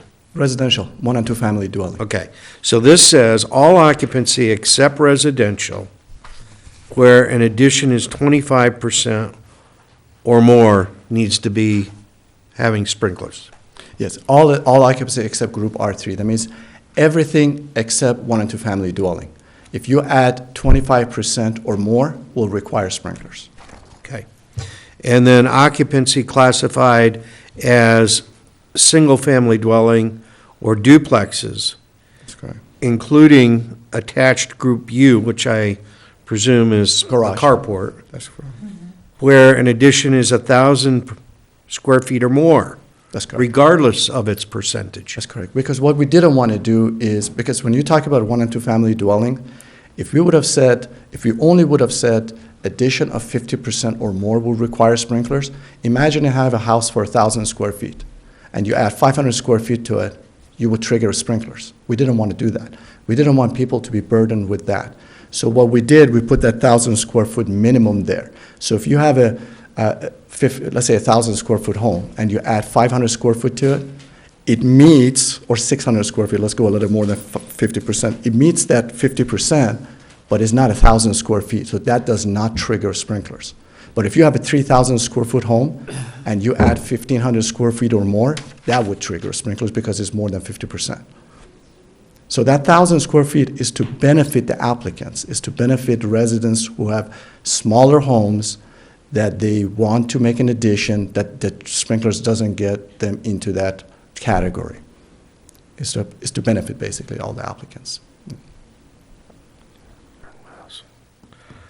All right, so you're saying that if I have a 1,000 square foot home, That's correct. and I'm going to add 999 square feet to it, It will I not do trigger. not have to put That's sprinklers correct. in it. That's correct. Okay. Because you have to Additional reach that questions 1,000 from square feet council? threshold. I don't have any other questions right now.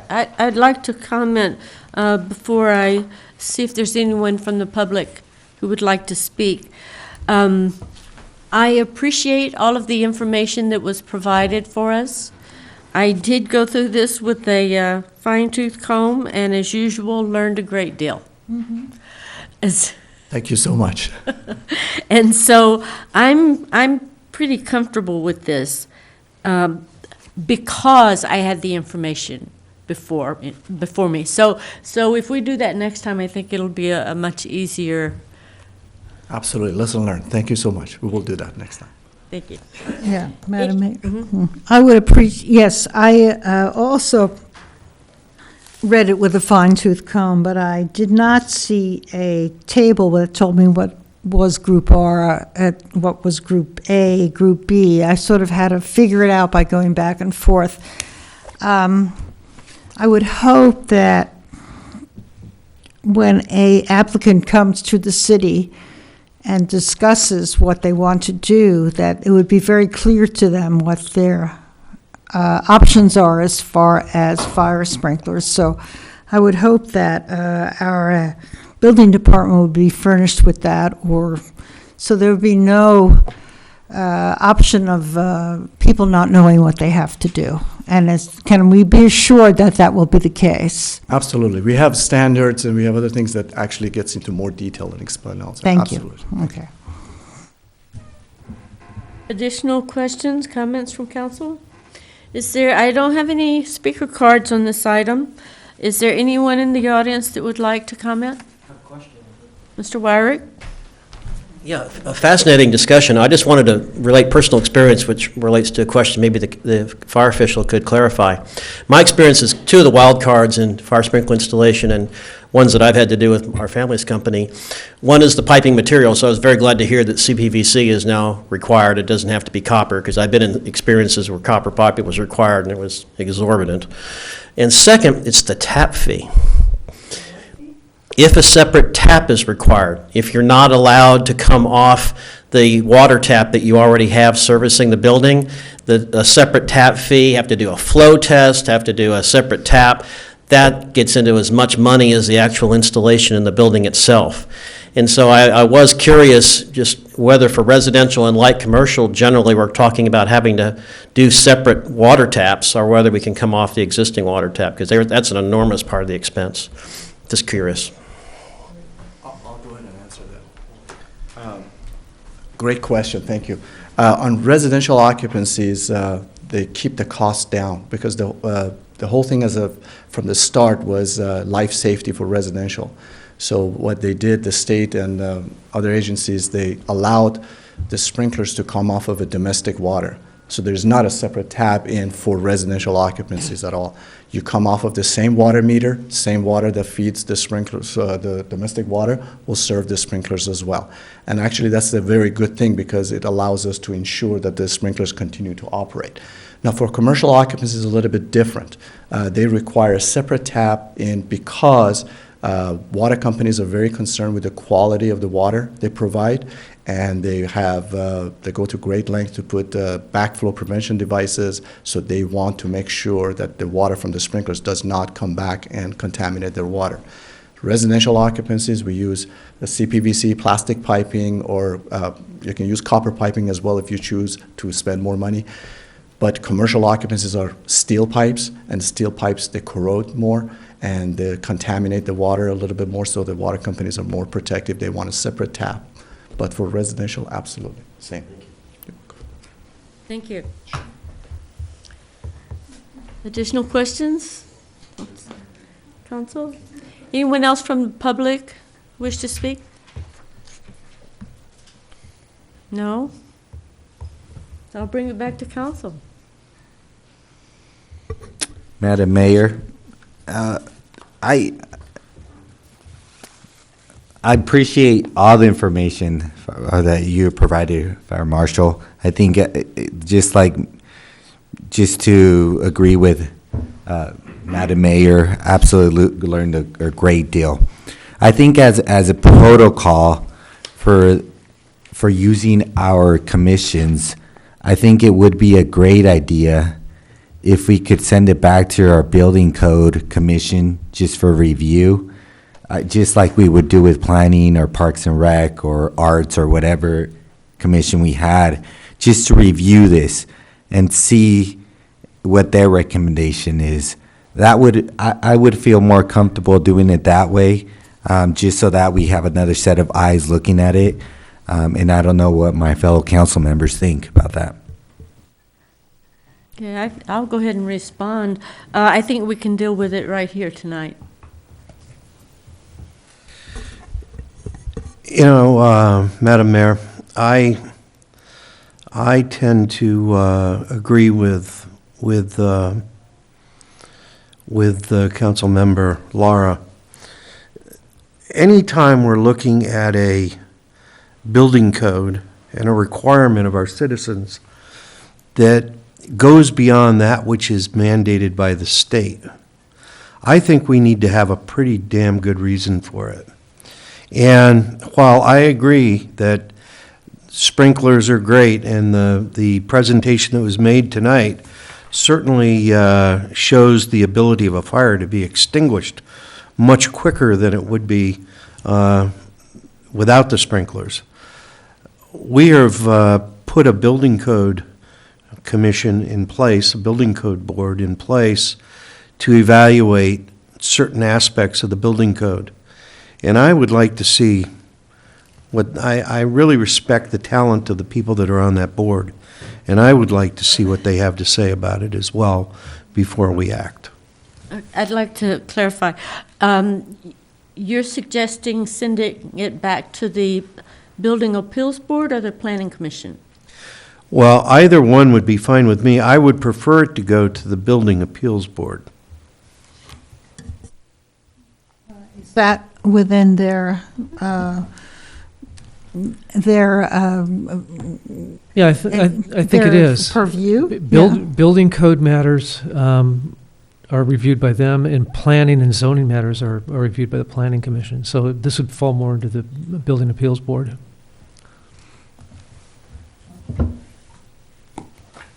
Any other comments? So we have two commissioners, and I'm flexible. We have council members who would like to see this sent to either the Planning Commission or the Building Appeals Board. Let's clarify, do we have a preference? Do we think it should be sent to the Building Appeals Board? My preference is the Building Appeals Board.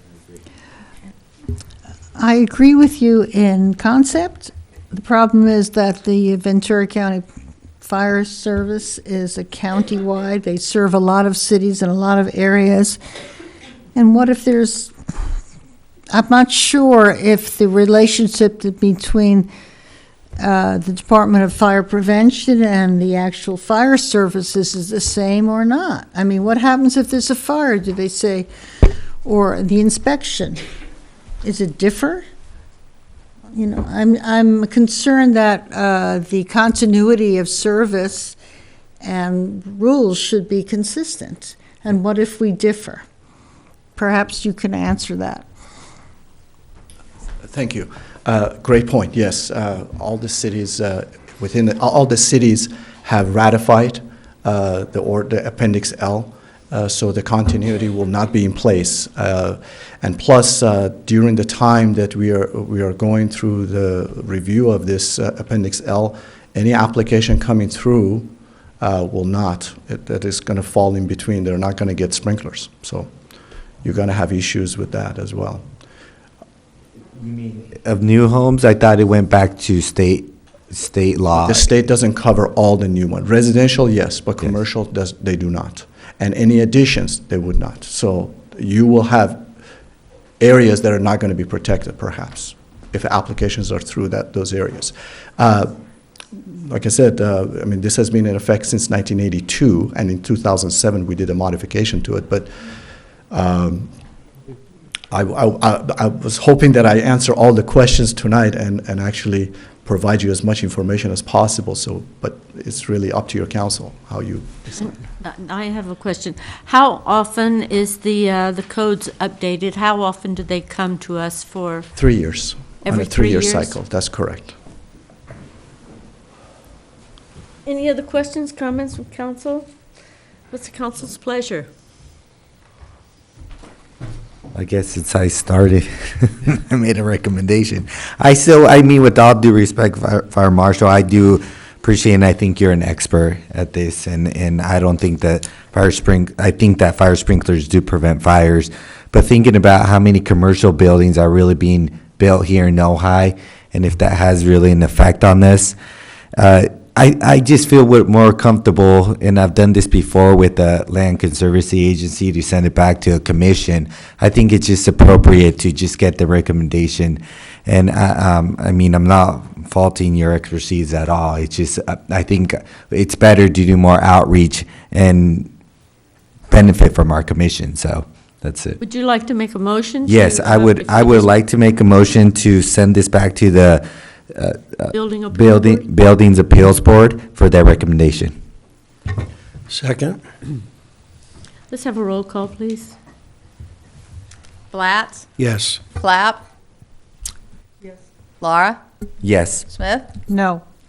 Strobel? Yes. Okay, our next item is the housing legislation. Mr. Clark? Thank you, Mayor, members of the City Council. During the course of the adoption of the last two housing elements, there's been an interest expressed in seeking legislative changes to the housing element process. And the Southern California Association of Governments has recently established a committee that's looking at legislative changes, administrative changes, and also changes at the HCD level. I've participated in the first meeting of that, and I've also submitted suggestions to them on behalf of the city.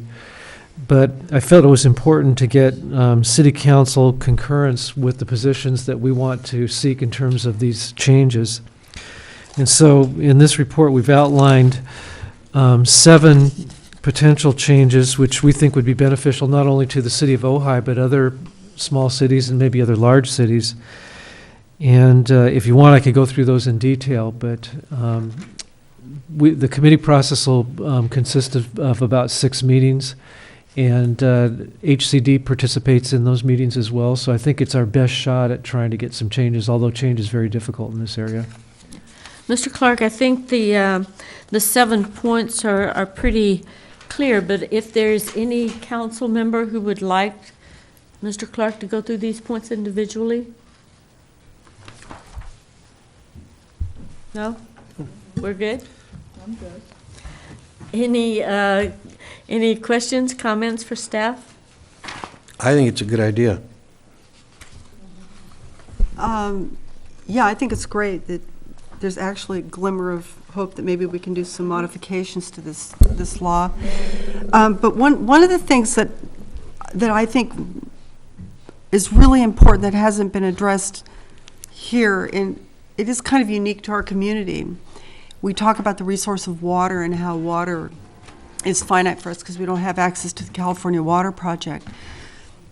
But so it's kind of hard to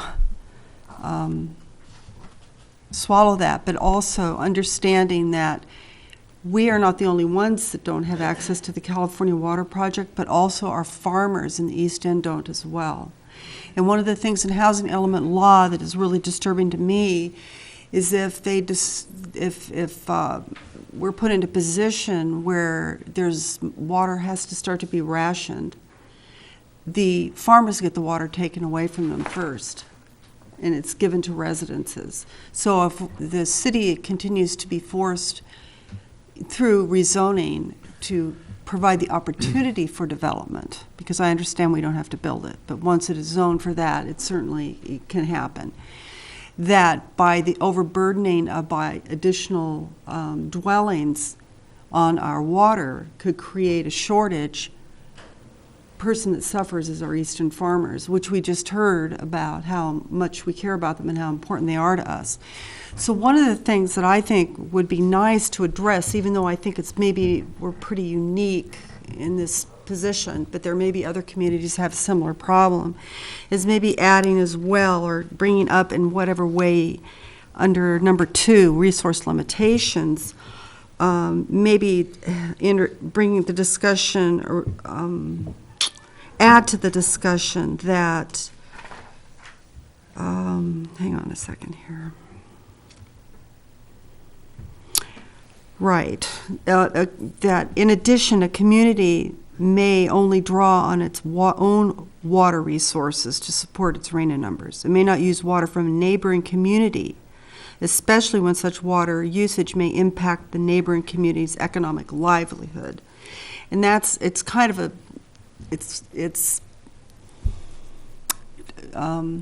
a complex concept, I suppose, that to recognize that our water could impact the livelihood of a neighboring community and actually bankrupt a neighboring community's livelihood. And when we're being forced by state law to potentially destroy a neighboring community's economic base, I think there should be something in there to give us and them relief and preserve our communities. And it's to me, it's just part of sustainability. Does that make any sense? Yes. I was kind of didn't state that Mr. very Clark, well. would number 2, the resource limitations, including water, et cetera, would that include the type of scenario Councilmember Clapp just described? Yeah, it certainly could, especially with hearing all the comments that you're making. I think what's going to happen is that all these different things have been put on the table, and then the SCAG staff is going to come out with an analysis and recommendations, and that'll be published before the meeting. So we'll be able to see what they're proposing to the committee and comment on that. And I think I can tailor our comments to kind of fit in with what they're doing to improve our chances of getting it passed. So I think I understand the comment, and if that's the direction of the council, we could follow up on it. And this isn't directly on point, but it's a matter of curiosity. Do any areas in the Ojai Valley, are any areas in the Ojai Valley serviced by a water outside the valley, such as through any of the California water projects? No. Or is it all valley water? Yeah, Senior Canyon, all those, yeah. Yeah. That's it. Okay, I just want to make sure. Any other comments? I think it's a great idea. My only question is, do we know who's going to be following it? Is it going to be yourself, Mr. Clark, or? Yes. Okay. I'll attend the meetings, and I've already got some of these on their list, so as they come up, we'll comment on them. And you can report back to us after each meeting? Yeah, I'd be Let us know glad how it to. goes. That'd be great. That'd be great. Any other comments from council? Anyone from the audience wishing to speak on this? Okay, back to council. Madam Mayor, I'll make a motion to approve the legislative objectives described in the report. Second. All those in favor? Aye. Opposed? None? All right, the next item is the council representatives to county and regional boards, Libby Bowl Subcommittee, council committees, and community volunteer groups.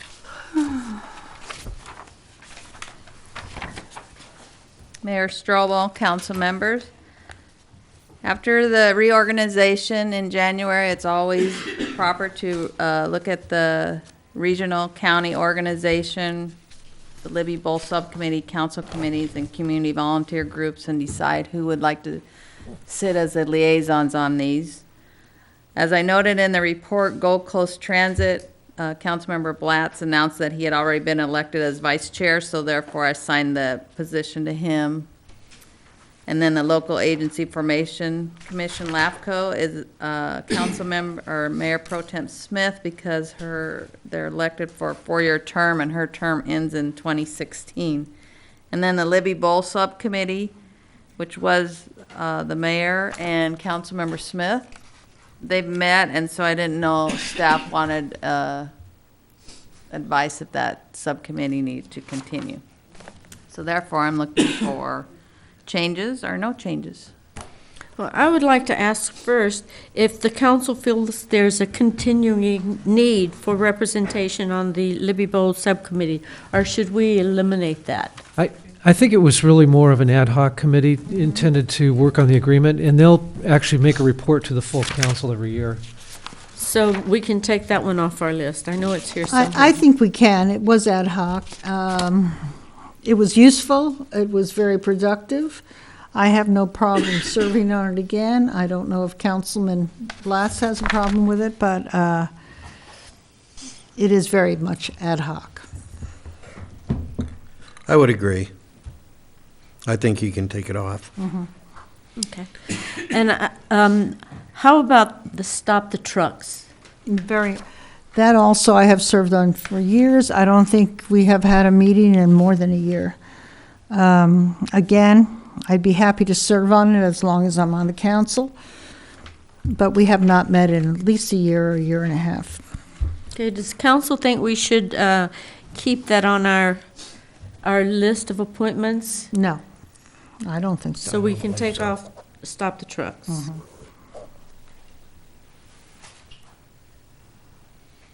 Are there any other boards, committees, whatever, that the council has a question about whether or not we should continue? I had a question about VCOG. Has it not been incorporated into the VCTC meeting, or is it still a separate meeting? No, it's separate. Okay, thank you. It was not incorporated. I don't have any that I don't think we need, but I do think on the Audit and Budget Committee, the mayor should serve on that. If it's with another If it's with another council member, that's fine, but I do think the mayor should serve on that committee. Okay. What about Highway 33? I haven't gone to any meeting. Has anybody gone to any meeting? Paul, you were the liaison to the Highway 33 committee. They've had no meeting. Okay. Why don't we take that off? And if, I remember vaguely years ago going, and all I did was sit in the audience. Yeah, there's been no meetings. So it wasn't as though I was on a council or any committee making any decisions. So I think we could take that off the list, Well, let's too. take it off then. Yeah. And we can always add it if, Right. okay. I don't Now- know about, the Economic Development Collaborative too is, I've served on that for quite a while and it just is, I think was a liaison to that. yeah, and did you go at all? I went almost every meeting. Yeah, and do you think it has any, serves any? I think they're starting to reach out to small businesses and there's potential, but I don't think we've actually explored the option to really take advantage of anything. But they've always expressed desire to work with small businesses here in Ojai, so I think there's still potential. Okay, currently, It's not ad hoc. It does meet regularly. Yes, it meets regularly. It's all the cities, the county, and there's a lot of businesses on the board. well, currently on E EDCVC, Councilman Laura is the representative and Councilmember Blatz is the alternate. So what do you think? Should we start at the beginning and go through this list and see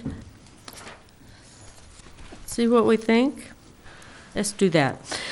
The California Joint Powers Insurance Authority, that goes to the mayor, so that one's done. City Selection Committee is the mayor, so that one's done. County Animal Regulation, I'm the liaison for that, but if someone else would like to, no. I would be glad to serve, but how, do you go once a month? No, it's probably works out 3 times a year. Okay. I would be glad to do that, but I have no problem with being the Okay. alternate. Well, I would like to be the alternate on it, and Okay. I would like to ask Mayor Pro Tem Smith to be the rep. I am very happy. I have a German Shepherd. And I'll fill in any meeting you can't. Yes, thank you. Unless another council member would like to serve on the animal regulation. Okay. So on county animal regulation, Representative is Smith. Mhm. Alternate is Strobel. Excellent. Pardon? Excellent. Okay. And on the EDC-VC, we decided to keep that on the list. And currently, Councilmember Laura is the representative. Councilmember Blatz is the alternate. Any I'm changes? still willing to be the liaison, if, Okay, so If that one's anybody- good. We've taken off Highway 33. OBGMA, Ojai Basin Groundwater Management Agency. Currently, the representative is Councilmember Clapp. The alternate is Councilmember Laura. I'd be happy to continue on OBGMA. To continue on OBGMA? They meet once a month, right? Once a Betsy? month, Okay. I think it's the last, I always get it confused. I think that's Second an to important last. commission to keep going Yeah. on. Oh, Absolutely. definitely. and I could still be the alternate. Yeah. I've participated with You've done a with couple of Councilmember Clapp. All right, so OBGMA Representative Clapp, alternate Laura. Gold Coast Transit, and Councilmember Blatz Now the- is presently the vice chair, and so we're going to leave him there. The alternate for Gold Coast Transit is Councilmember Clapp.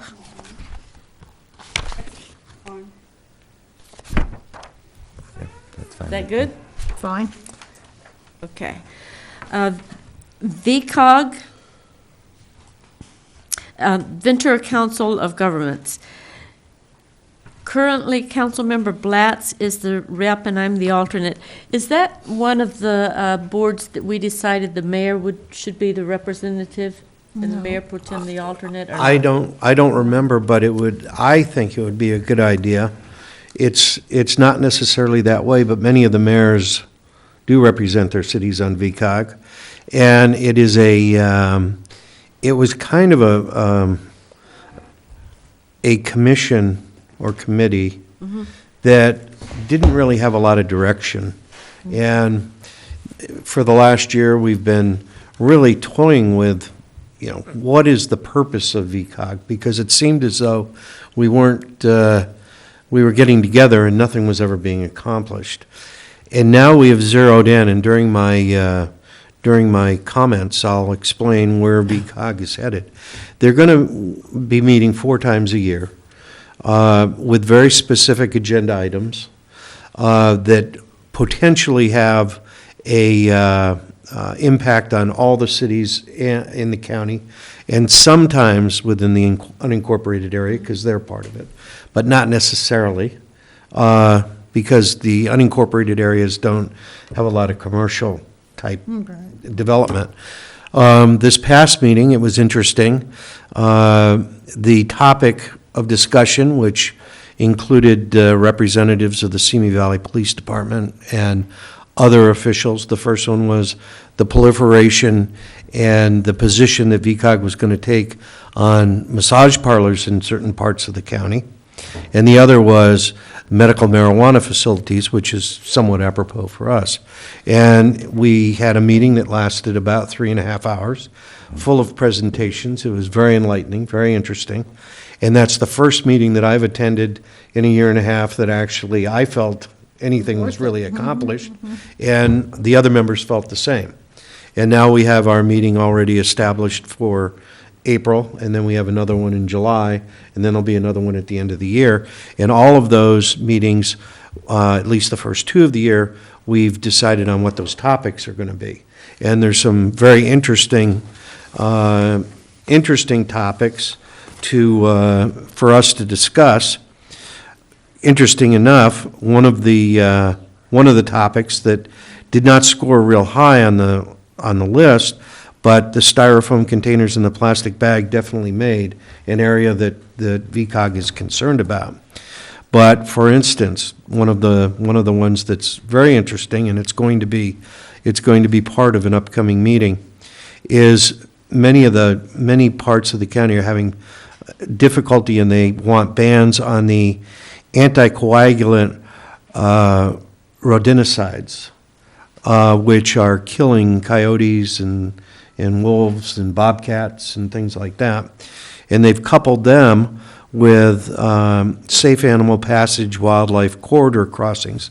They're finding in parts of the county where the 101 bisects areas of migration that the animals are so inbred on one side of the freeway that there's actually a mutation going on.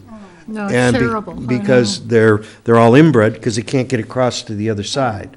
And so there's some really interesting topics that VCOG is going to be exploring. Solid waste is another one, watershed issues, issues associated with of the fertilizer used. Homelessness was one of the topics, and then group homes, dealing with that. Part of the county has to do with military-based sustainability, which really doesn't have much to do with Ojai, but all those things are topics that are going to be talked about.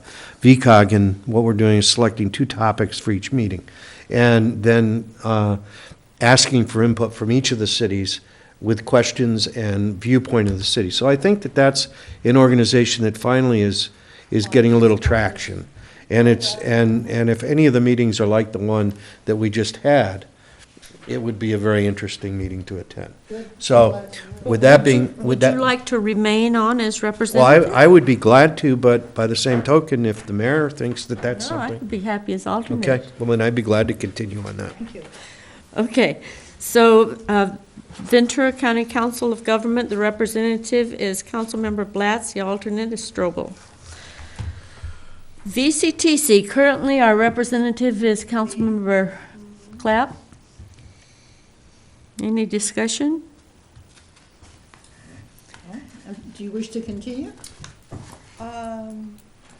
Yeah, I can go ahead. Are you ready to try something different? I'd be into swapping with Carol on VRSD again. Well, I would like to continue VRSD for this year, and then I will be Okay. certainly I could stay as an willing to alternate. stay, I could yes. stay as your alternate on Yeah. VRSD. Okay, but Why let's don't go we back to keep VCTC. Okay. Yeah. So do you want to keep that, or are you ready to trade that off? I'm sure. I'm fine with that. Okay, so VCTC, the representative is Clapp, and there is no alternate on that. No. Now, Ventura Regional Sanitation District. I would like to continue for this year, and then, and I think Betsy Clapp is an excellent alternative, and she's helped me out many times. Okay. Stay with that. Any other discussion from council? All right, so Ventura Regional Sanitation District. Representative is Smith, alternate is Clapp. LAFCO. Well, that's, as you know, Carol was just it's not our purview, so. I know, but, and Okay. besides, we drafted Carol Right, anyway. right. We just appointed her to Right. another 4-year term. Yes, great. So, But I'm the alternate. It's Carl Morehouse who actually is the rep. Right. And, okay. so we'll leave that as it is. Ojai Valley Sanitary District. And we had discussed previously about the representative for the Ventura Regional Sanitary District also being the representative or liaison for the Ojai Valley Sanitary District. Can't say I've done a good job on attending meetings, so, You want to try it again? yes. Okay. Then since, maybe you can alternate with your alternate. They don't even send me the report or anything. I get nothing from them. Okay, then Why don't you follow up on that? Thank you. would you make sure that the Mayor Pro Tem Smith and Councilmember Clapp receive the agendas, et cetera, for Ojai Valley Sanitary District? And if for some reason neither of you can make it, if you'll call me, I will. Thank you very much. We'll have backup there. Ojai Valley Green Coalition. Right now, our our liaison is. I would like to stay on it if nobody wants. Any comments, questions? Okay, then our liaison for Ojai Valley Green Coalition is Councilmember Laura. We've eliminated Libby Bowles, Stop the Trucks.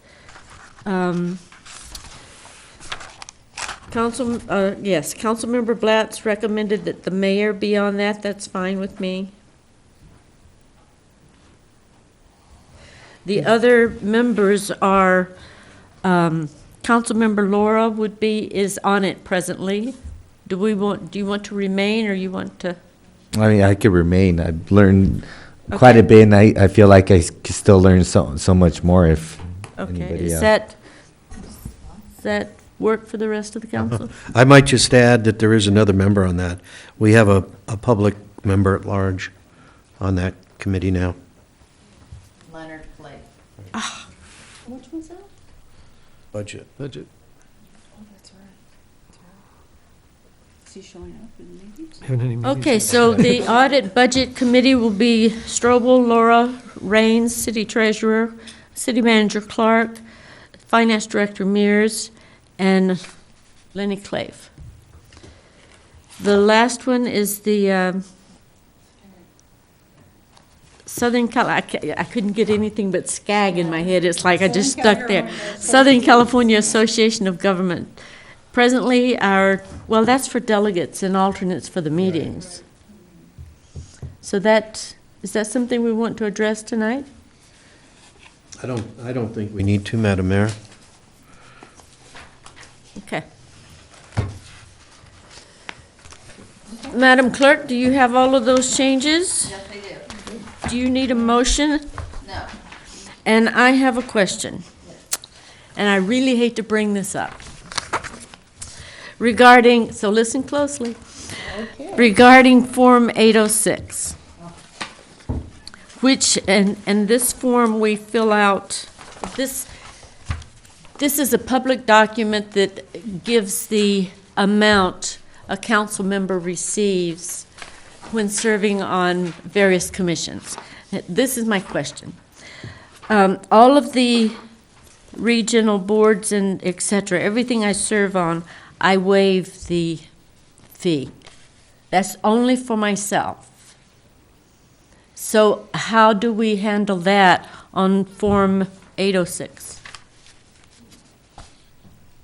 I can just list that you waive it, which, if you notice under county animal regulation, right, and you were the representative, I put representatives have chosen to waive per meeting. Okay. So that's how I'll list Okay. the ones that, But that only applies to me. I'm not suggesting that the other council members do that. But I think I think the purpose of this is to disclose on which commissions or boards we may receive money. So I think noting it and then observing whether you waive it is the better way than not listing it at all. So I think the clerk's recommendation is best. So if you're entitled, if we're entitled to receive a per diem, I think we're required to disclose on this form. We can note on the form that we waived it, but I think we have to disclose to the public that that's an appointment that could receive that money. Okay. And that was what you were saying. So let's however this shakes out, you can waive my fees on it. okay. Any other questions or comments on this item? Okay.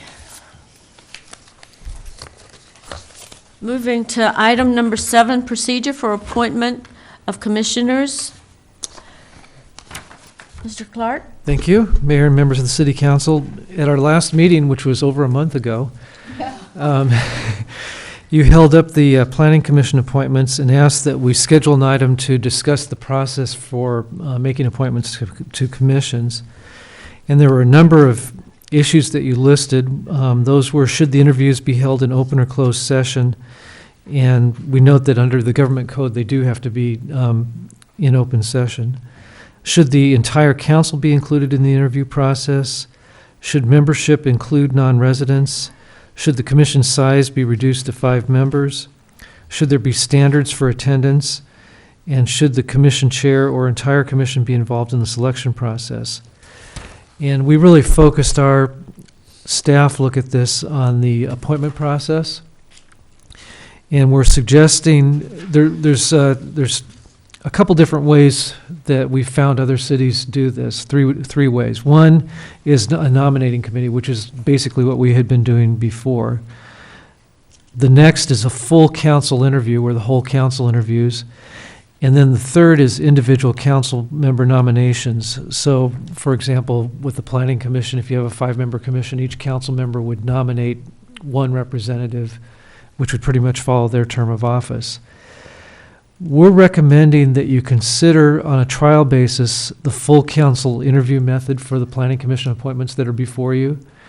And so under that process, if you decide to go that way, you would set a special meeting to conduct the interviews. The interviews would be conducted maybe in a conference room, but it would be an open council meeting that others could attend and watch. And then at a subsequent meeting that you vote on the nominees, or the people who've been interviewed. So the voting process would be that each council member would have the number of votes that there are openings. So if there's 2 openings for a particular position, each council member would have 2 votes. You would make those votes, and then the 2 commissioners who got the most votes would be appointed. If there was a tie, you'd go to subsequent rounds of voting in order to break the tie. In the case of the Planning Commission, we have both open seats and seats that are restricted to the city, and so we'd recommend that you first vote on the restricted seats because those people would also be eligible for the open seats if not appointed to the restricted seats. So I've seen this process done in other communities, and it seemed to work well. I think the main advantage of it is that each council member feels like they have an equal voice in the selection of the commissioners. And in particular with the Planning Commission, but I guess it's true with all commissions, they really perform a function that has a profound impact on the community. And so these are very important appointments. Do we have, how many vacancies do we have coming up on the planning commission? We have three that termed out, and 2 of those 3 are not reapplying or wish to not continue. Yeah, are That's you for the planning suggesting- commission. Yes. Are you suggesting And that we have a do- vacancy on arts. Yes. Yeah, but are you suggesting that those who are up for renewal, in other words, they're termed out, but they have decided they want to continue to serve, would be the same process, or only Yes. brand-new ones? Yes, The same process? same process. You know, I think some of the other criteria, such as attendance, I mean, one of the reasons we all serve as liaisons is to observe how our commissions are functioning. And I know that years ago, we still had a redevelopment commission. And I went one night and I was horrified about what I saw, and so was, at the time, Mayor Sue Horgan. And we promptly disbanded that commission. I know we had a youth commission at some times, which we did. We also ended up disbanding. I think all the commissions we now have are absolutely urgent, and I do not necessarily see that a commissioner who is doing a good job, who has a good attendance record, who we decide to not necessarily have to reapply to all 5 of us. I don't see that. I see that as a burden. It's not as though we have 25 people applying for 2 positions. So I would question whether we want to do this with ongoing commissioners who have had a good record, good attendance record, rather than brand-new commissioners. That's my only thought. Madam Mayor, we have been doing that with reappointments at the subcommittee level, and I think it's worked well. What do you mean, interviewing? Yeah. Yeah, I have a couple of speaker cards, but are there any other comments before we invite the public? I just have a question to Mr. Clark. Are you saying that at the special meeting is when the council votes? Or are you talking about at the special meeting, we simply interview, and then at a regular meeting, we vote? That's right. Okay. Any comments? Madam Mayor? On the last page, there's it has a list of various cities and their process. And it says open session council subcommittee and city council appointments. And under the open session, there's 2 of them that say by ballot. Are the others an open vote and the other 2 by closed ballot? How they vote? That's Is that correct. what that means? Oh, that's what that means? They did close Closed ballot. ballots. Well, I think we should have the city attorney pipe in on that one. Yeah, secret ballots are prohibited by the Brown Act. So why does it say that? Can't speak for Oh, them. But no, clearly you can't use, secret ballots are prohibited by the Brown Act. Now, maybe it is that you turn them in and then the mayor reads Councilmember X voted for so-and-so council, as opposed to raising their hands. I've been through this a lot of different communities, and one of the issues is about whose turn it is to vote, and there's some little bit of politics in how the process goes down with verbal voting and motion. So sometimes if someone could fill out a ballot, as long as it's not a secret ballot, and so then they're all read and disclose who voted which way, that would not violate the Brown Act. So maybe that's when they say ballot, maybe that as opposed to a secret ballot. Well, and one of the comments that was brought up with this process was the open and public aspect. And so if we're going to do open and public with full council, I want it open and public. Yeah. No ballots. Yeah, you vote. That's what I thought was so perplexing about this. So are there any other comments from the council before we listen to comments from the public? We good? I have a couple of speakers' cards. Christine Golden, you've been busy this evening. Oh, I have, haven't I? Because I'm falling asleep over here. No, it's been very interesting. Yeah, and I am speaking as chair of the Arts Commission on this topic. And I would just like to share with you the process that I'm going to be using, or the Arts Commission is going to be using this coming Thursday night at our meeting, and offer it to you. It might be something that you would find that would work for you as well. So we have, I think it's item number 6 on our agenda, is going to be a discussion where I am asking each of my fellow commissioners to list for me what qualities they would like to see in this open position for the Arts Commission. I'm also going to ask them to advise me as to what questions they would like me to ask a candidate and what their preferred answer to that question would be. So if they have a certain bias about who that person should be, that I understand that fully. So that when I go forward into that interview process with Madam Mayor and Madam Mayor Pro Tem, that I am fully aware of what my job is, which is to represent all of the commissioners that I sit with and that I serve with. Part of this process is going to also be that I am going to summarize what I learn at Thursday's meeting and send it on to you, Madam Mayor, and to you, Madam Mayor Pro Tem, so that you're aware of what it is the Arts Commission is looking for. What I would hope would be that you would do the same thing with your fellow council members, that you would agendize this and have a discussion where you poll, the two of you poll everybody and find out what are they looking for. And if it happens to be the Art Commission and you acquiesce to the expertise of the Arts Commission, that's fine.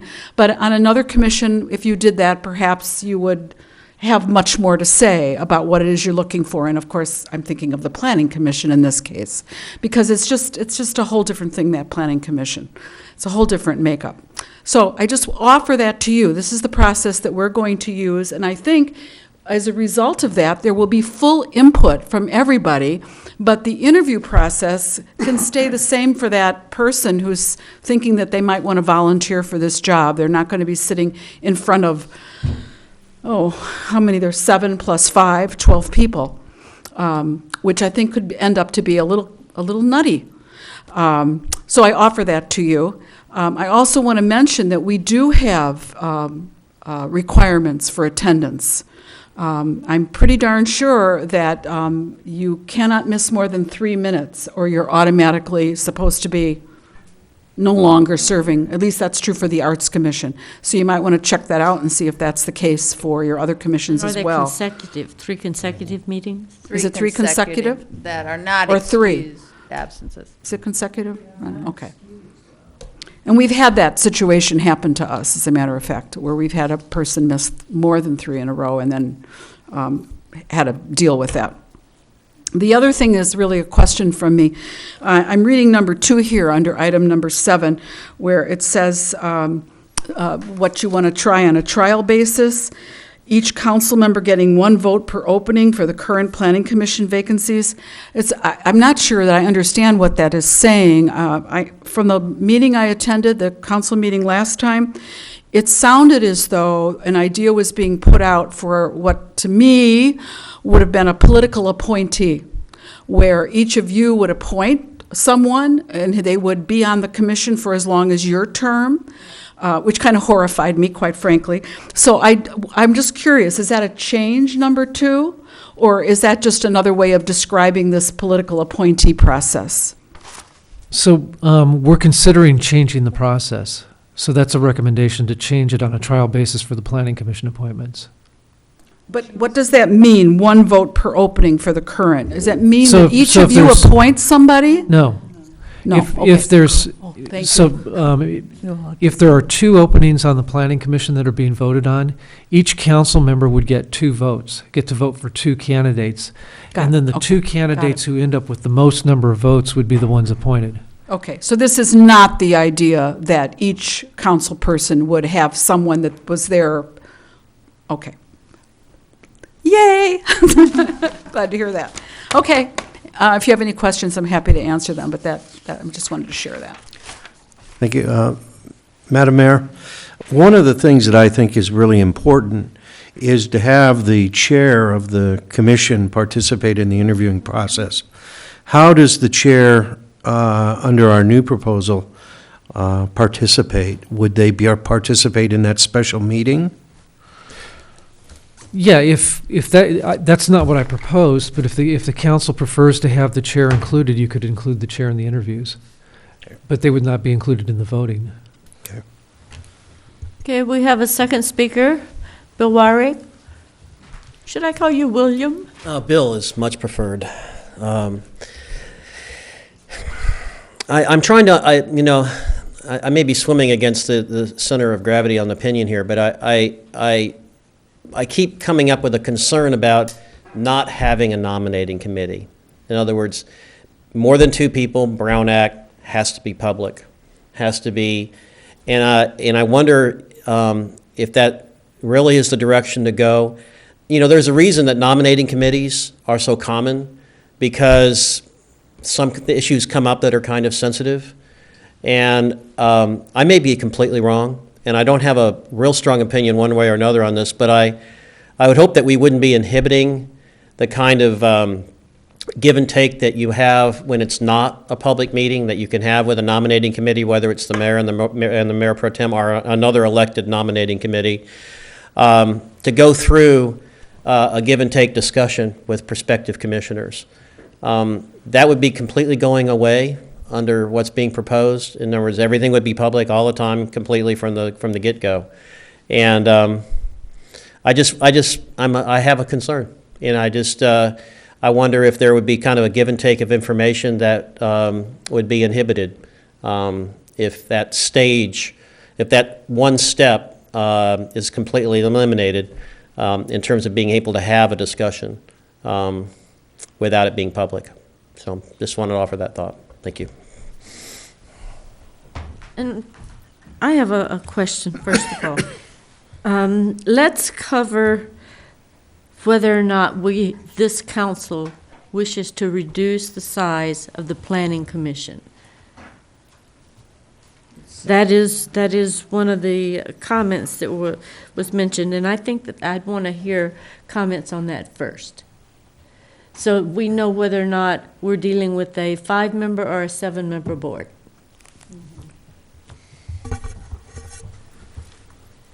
Mayor Pro Tem Smith? As long as the majority have to live within the city. I think right now we have a very talented planning commission. We have people who are architects, landscapers, contractors, who are involved in building and the trades. When I first started going to planning commission, we had 7 people, but they had no necessary relationship with what they were dealing with. So I think we have a very good mix going now. And I also think a lot of people move to this valley and they have no idea if they're in the county or the city.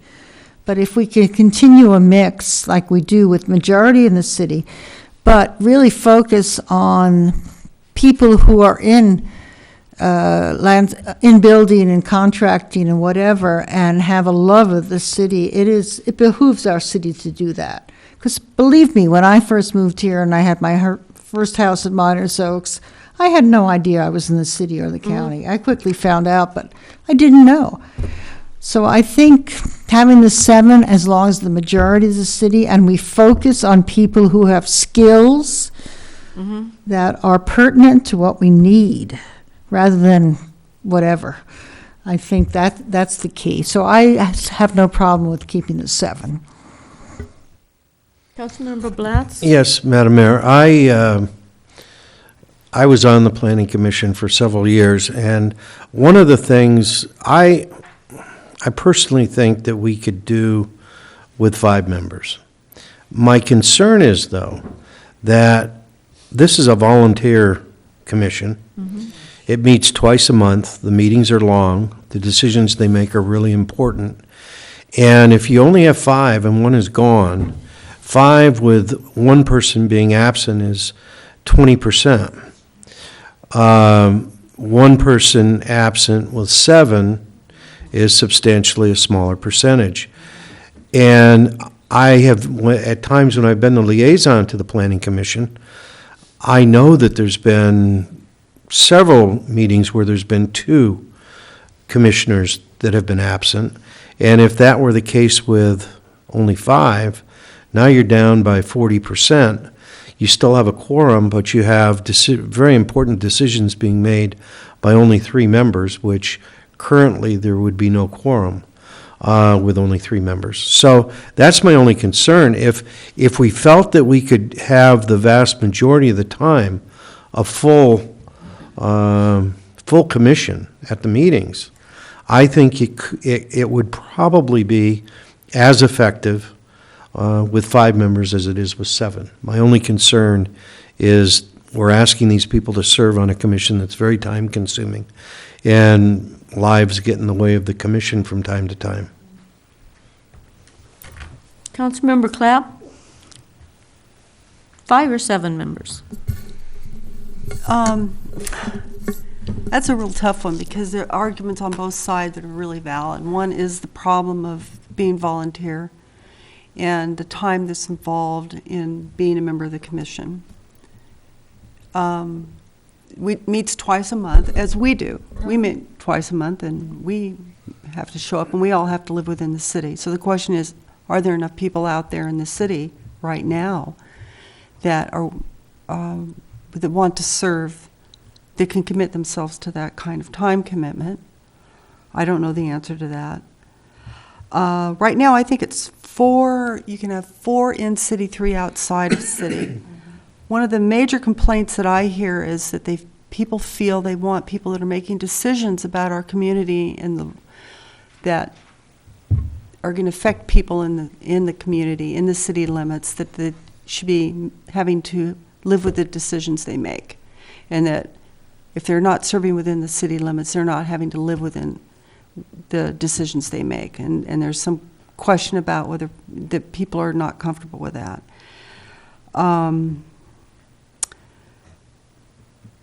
The other is absences, and you're right about the absences. That's a tough one because you could have 2 people absent, 3, but same thing can happen with us as well. It's about commitment, and if you take the commitment seriously or not. I think we all do, and we show up, and very rarely are we even down 1 member. I have gotten some attendance records because I was kind of curious about whether attendance was really a problem or not. And I was surprised that in the Planning Commission, there was an attendance record of 13 absences in 1 year with 1 commissioner, and there was other commissioners as well that had quite a few absences. And so when we talk about 3 consecutive, what if it's 2 and then 3 and then 2 and then, let's say 2 gone, 3 there, 2 gone, 3 there. You start mounting up absences, but it's not 3 consecutive. So you could still end up with an absence problem, but it's not consecutive. So how would it be a maximum number of absences allowed, or does it have to be purely consecutive? Okay, and we're going to discuss that also, but just the 5? 5 or 7? I'd love to see it work with 5. I don't know if it can work with 5. I don't know. Okay. And those 5 would have to be all within Yeah, the city. I would love to. And Councilmember Laura? other cities live within that restriction. So I'm wondering if maybe now we're mature enough that we could also live within that restriction and operate effectively. I don't know. Councilmember Laura? Madam Mayor, unfortunately, I haven't really had too much experience with the Planning Commission. But so I would trust the opinion of Councilmember Blatz that's been on there, and our fellow council members and yourself. And I think that if we're having attendance problems, I would rather see 7 so we could have a broader consensus. I've seen a lot of Planning Commission meetings, and I think that we can do it with 5. But as of right now, I think it would be smart for us, if we're having those issues until we address them, to stay with 7. And my preference is to stay with 7. And my reasoning for that is I so appreciate diversity of thought. I prefer to have 7 people giving me their perceptions, views, etc. To me, it's, as far as living inside the city or outside the city, we've had this discussion, and I'm where I was with that, and that is, we don't have to change our ordinance to appoint strictly residents. We can do it right now. But I prefer a 7-member planning commission. And so just to let you know, we have 2 that would like to try a 5-member board. We have 3 that would like to stay with the 7-member board. Madam Mayor? No, mine's not a firm 5. I'd like to see it work, but I don't know if it can work. And I think your point about diversity is very well taken.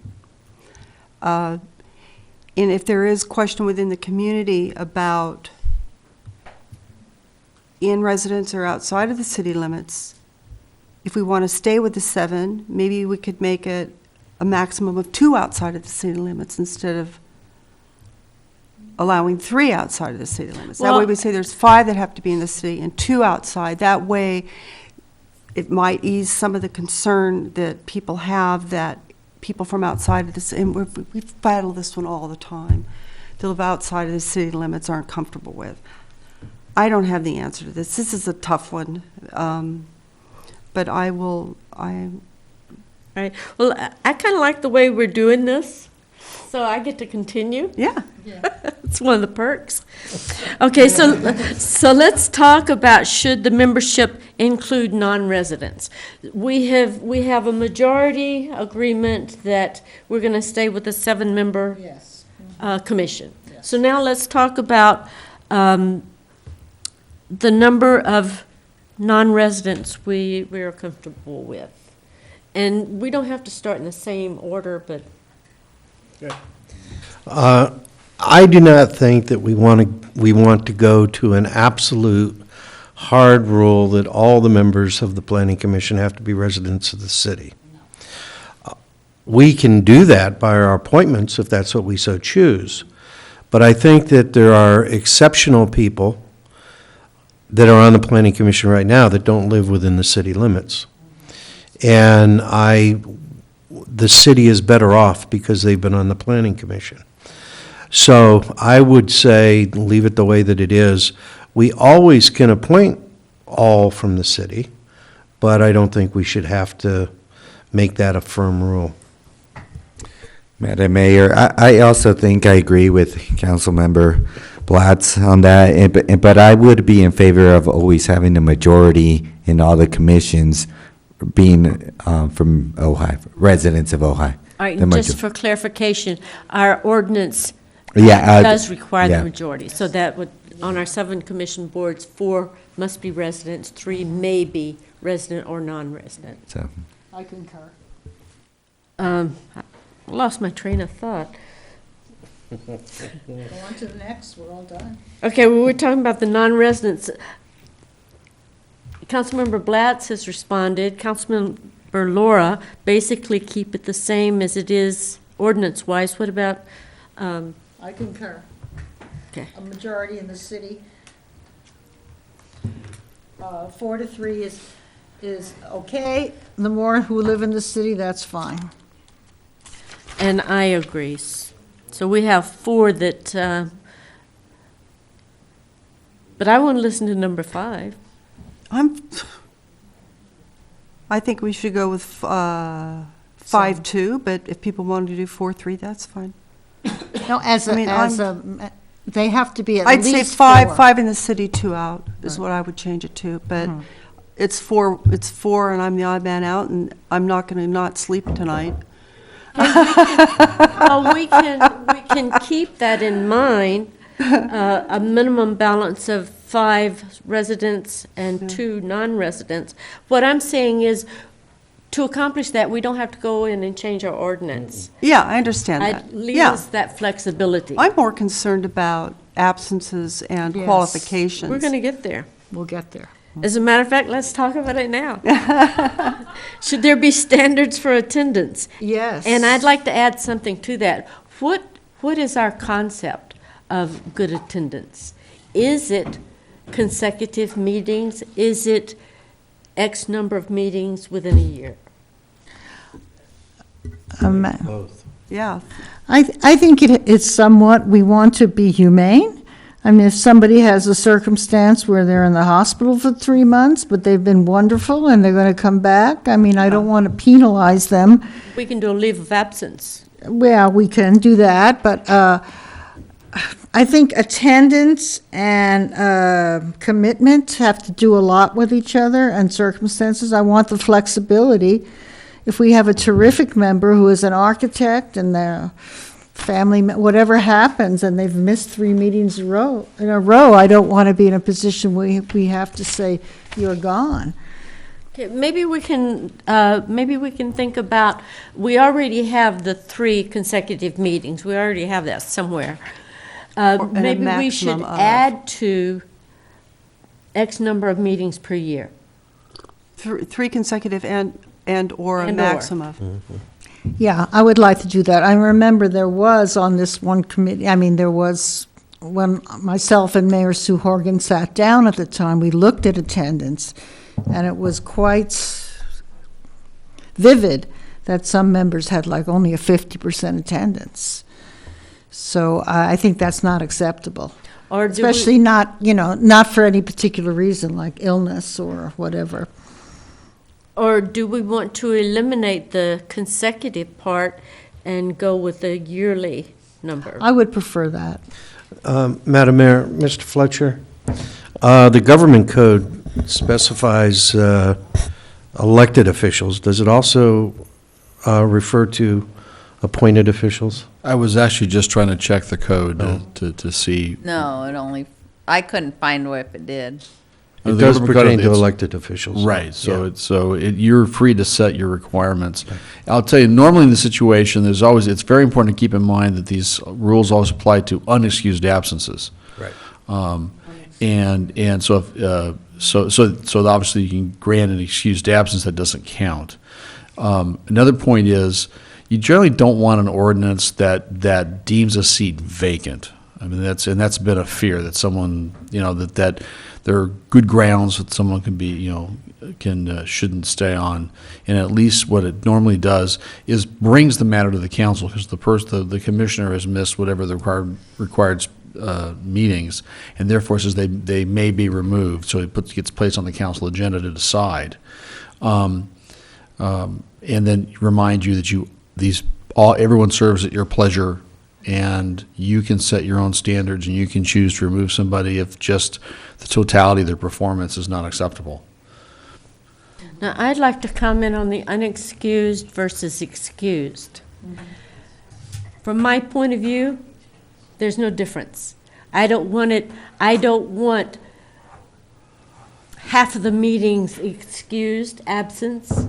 If someone is too busy, and we have to come up with a number, how many in a year? But if someone is too busy to attend the meetings regularly, I don't want this escape hatch of repeatedly having excused absences. Define excused. So as far as I'm concerned, eliminate the excused versus non-excused. If you miss X number of meetings in a calendar year, you're too busy to serve on the commission. That was rather harsh, I see what you're wasn't saying. it? No, I agree. I agree. And so how many meetings in a year? Well, most of our commissions meet 11. Planning is twice a month. Right, but most of the commissions, I think, probably meet 11 times a year, maybe 12. And then the others, 23, 22. 22. Yeah, probably 22 times. Well, if we have planning. 22 regular, and there's some meetings canceled, but let's say we have 20 regular meetings, if someone has missed 13, that's unacceptable. We're darn 4 meetings a year, 2 in the So- summer and 2 in the winter. So we meet 20 a year. I don't think that you can have anybody that even misses more than half the meetings. Oh, my God, no. I would think that 5? if a commissioner misses, in a regular commission that's meeting once a month, misses more than 3, I mean, that's still, what, 25%? Yeah, that's a lot. So I agree with that. Yeah. Excluding planning commission. Right. The commissions that meet once a month, I would agree 3 absences in a year. Okay. Councilmember Laura? Consecutive or Non-consecutive. No, I don't think it should be consecutive. No, not consecutive. 3 meetings in a year for the, Which will be Right. 25%. yeah. I think that's great. I mean, we're setting a standard high, and I think that the more regular, that the attendance, if every commissioner attends, they're more familiar, and they could get more done, and I think that's not onerous to ask for a commission, so I would agree. And Madam Mayor, they are advisory, and we depend upon them to tell us what their opinions are, and if we don't have the benefit of the full commission, we're not getting the benefit. So, yeah, I think 3 sounds good to me, 25%. I'm not sure if Mayor Pro Tem Smith said this or Councilmember Clapp, but, it's a matter of commitment. I think it is, definitely. I think attendance, they all serve at our pleasure, but if their attendance is only 75%, whether it's excused or not, it's not serving the purpose of being there to attend to the public's needs and also to advise us. I mean, I appreciate that they're not getting any salary, any health care benefits, anything. I mean, I really appreciate that, but maybe their lives, whatever's going on, they need to be replaced with someone who could make that commitment. I agree.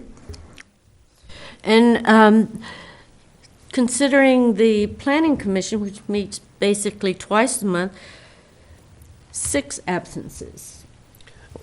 And I think in that one, we may want to keep 3 consecutive or 6 absences. Okay. Because if a planning commissioner's out 3 meetings, that's a lot of meetings to miss in a row. It is huge. And I would like to say, if we have an instance where someone has a health problem, et cetera, they're going to be out of the country for 2 months, et cetera, the council can excuse that absence. So if it's like something specific, We deem yeah, then I would, the council can, that would be an extraordinary situation or an urgency, emergency, whatever, and the council can excuse Yeah, that. in extraordinary circumstances, I suppose we could, although, yeah, I guess we could. Somebody Yeah. served for 10 years, and they have 1 year where this Yeah. happens, we may say, Madam Mayor, I agree. I mean, I think that they all serve at the pleasure of council. So setting hard and fast black and white rules may leave us very little leeway. So I would like, in some mechanism, to leave us some leeway when we have a very good person who has wonderful skills and life has set them aside for 3 or 4 months. I don't want to have to, because they only can miss 6 meetings to mean they're gone. So I don't know if we really want a number on this. To me, the bottom line is they serve at the pleasure of council, and I would like to keep that. Well, I think we can say, 3 consecutive missed meetings or 6 total, unless under extraordinary circumstances, they're excused by the council. I think we can say that. Yeah. And I think we all agree on that. Councilmember Laura? I think so. I agree with that. I think that we're setting a high standard, and I think that's great. You notice I'm leaving the really, Okay, but here it is. Should the entire council be included in the interview process? Mayor Strobel, could I ask a quick question about that other one, just for clarification? Does that be okay? Come up to the podium so everyone can hear. Who is it that would follow through with someone who had those absences? Would it be one of you, a council person, that would let the other person know, let the commissioner know who would have those absences? Council the council would remove the person from absence. Not the fellow commissioners or the chair. Okay, Yeah, just so want to kind of so know, I think kind of know the that. staff Thank would you. bring it to the attention of the person and the council. Staff and the would council bring would it take to the action. attention of council. I don't want it to be so rigid that 3 and you're gone. No. But 3 and it's brought to the attention of the council. Okay. Is that? Right. Okay. Go ahead, Christine, come on up. I'm done. Okay. You answered it, thank you. All right, should the entire council be included in the interview process? Who would like to start? Okay, Mayor Pro Tem Smith. You know, it was really interesting reading this and the various cities and what they did. It was all over the place. I do not want potential wonderful applicants to be stymied by the process of having to be in public and on TV and interviewed by the whole council. However, they will be on display to the public at the commission meetings. The question is, I guess, is when you're applying for a job, even though it's a non-paying job and it's a volunteer job, do you have a certain expectation of not being on TV? I can see it, certainly, that if it's a Brown Act and people can come to the meeting, I just, as you said, I don't want it necessarily televised. So I think you mentioned that in the write-up, correct? So as we're proposing it, which is just one option, the interviews would be not televised, Right. but it would be an open public meeting, Mhm. maybe in a conference room. Mhm. And the vote would be part of a regular meeting, so the vote would be televised. Okay, so you're in favor of full council interview? I have no problem with that. I just do not want applicants who are somewhat, they don't necessarily want the application process and the questions the council would ask to necessarily be televised. And what our city manager is saying, it would not be. It would just be the votes. That could work. Councilmember Black? I personally like the way it's working now, but I have a question for staff, or principally Mr. Fletcher. If you're working with a subcommittee and you're interviewing people, is it a violation of the Brown Act for other council members to provide information to the subcommittee about the applicant?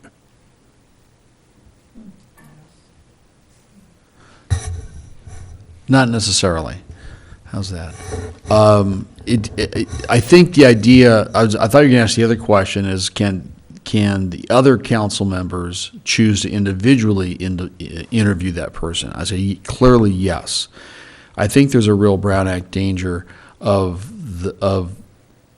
that sharing of information winding up being a seriatim meeting process. Mm-hmm. I think there's a bill, if it's verbal. I mean, if the nominating committee could receive written correspondence, which will be public records, with input from individual council members, that's fine. I would not recommend some sort of a process. I think, as I've told you all, when it comes to seriatim issues, one-way communications are completely permissible as long as someone doesn't act as a wheel and spoke facilitator of transferring information among the members of the council to create a consensus outside of a meeting. So it puts a burden on the council to make sure that there's no sharing of respective positions. So All right, well, if the present process as we're using it, if each of the council members knows who's being interviewed, and each of the council members receives the application, as does the subcommittee, and a particular council member has a concern over one of the applicants, could that council member communicate that concern to the city manager, and then the city manager could communicate that to the subcommittee? like a daisy chain. That's, yeah, I think that's the, not really, because I think you're on again, it's, remember, the prohibition is receiving information or deliberating as a group, in a serial fashion. I think there's a real risk of that amounting to a serial, because you have a committee of two, so and those both people receive input from the third person. I think you're getting close to having a Brown Act problem. I think if you do that, it would be written one-way communications. But if your desire was, the other way to do it would be to receive that feedback. One thing I haven't heard discussion is, so the committee meets and they have recommendations. They can be placed on the agenda here, and then at that point, in the deliberation process, individual council members can give feedback on those individuals. I mean, the bottom line is, under the Brown Act today, the deliberation among you on appointment of commissioners must be done publicly. Right. So, And if we're interviewing as a body, right, then that deliberation and the comments can be made to everybody at the same time, right, in an open meeting. You're receiving together all that, Yeah. It's the receiving of information that's deemed to be a meeting also. So that's why the interview process has to be done in public. Okay. If I could add just one, and I'm not sure this, well, I'll add it. We've been talking about a committee. The current practice has been a standing committee of the mayor and the mayor pro tem. You could choose to appoint a true ad hoc and nominating committee each time vacancies, and appoint 2 different council members each time, which would be a completely legitimate ad hoc meeting, which should not be public. Mm-hmm. It doesn't get you past the point about having all 5 members feeling have equal status in the interviewing process. It doesn't fix that problem. It goes the other way in terms of the privacy issue. And then my next question is, how much input could the selection committee of 2 receive from staff about the applicant? As much as you want. That's not deemed to be any sort of a meeting, so long as the staff isn't being used to facilitate conveyance of positions from other council members. All right. My only concern is that in making the decision, the mayor and the mayor pro tem may not have all the information that other people may have, either staff or other council members, that if the subcommittee knew about, might change their recommendation. That's the issue that I have with the selection committee. So anyway, but I do like the way the selection committee works right now with the mayor pro tem, and the chair of the commission. And I think we're getting the best group of candidates by that process, because it isn't done in a way that can be somewhat intimidating. But I don't know how to get the information to the subcommittee if there is something that the subcommittee needs to know, without it being done by the full commission or the full council. That's what I have to. I'm going to hop in there. I enjoy this waiting till the last person to speak, but I'm going to go ahead and hop in there on this one. It sounds like this council is ready to try something different. And so if this council would like to do a trial period, 6 months, let's interview full council, not on TV, and see if the council feels better about the discussion, the nominations, recommendations. So I just want to let you know that I'm flexible on that. Councilmember Clapp. Well, the little chart here, if you count them, this is just interesting. The open session appointment process has 17 cities doing it that way, excluding Sacramento, where the mayor appoints. And 6 cities do the appointment process the way we currently do it. And 6 cities do each council member appoints their person of choice. So statistically, other cities appear to do it more in this open session process, which may be an indication that it may work well. if it seems to be working in the majority of these other communities. So I'm with you. Why not try it? If it doesn't work, we can change it. It's also awful hard to get all of us together and the applicants. The whole setup of it is very difficult.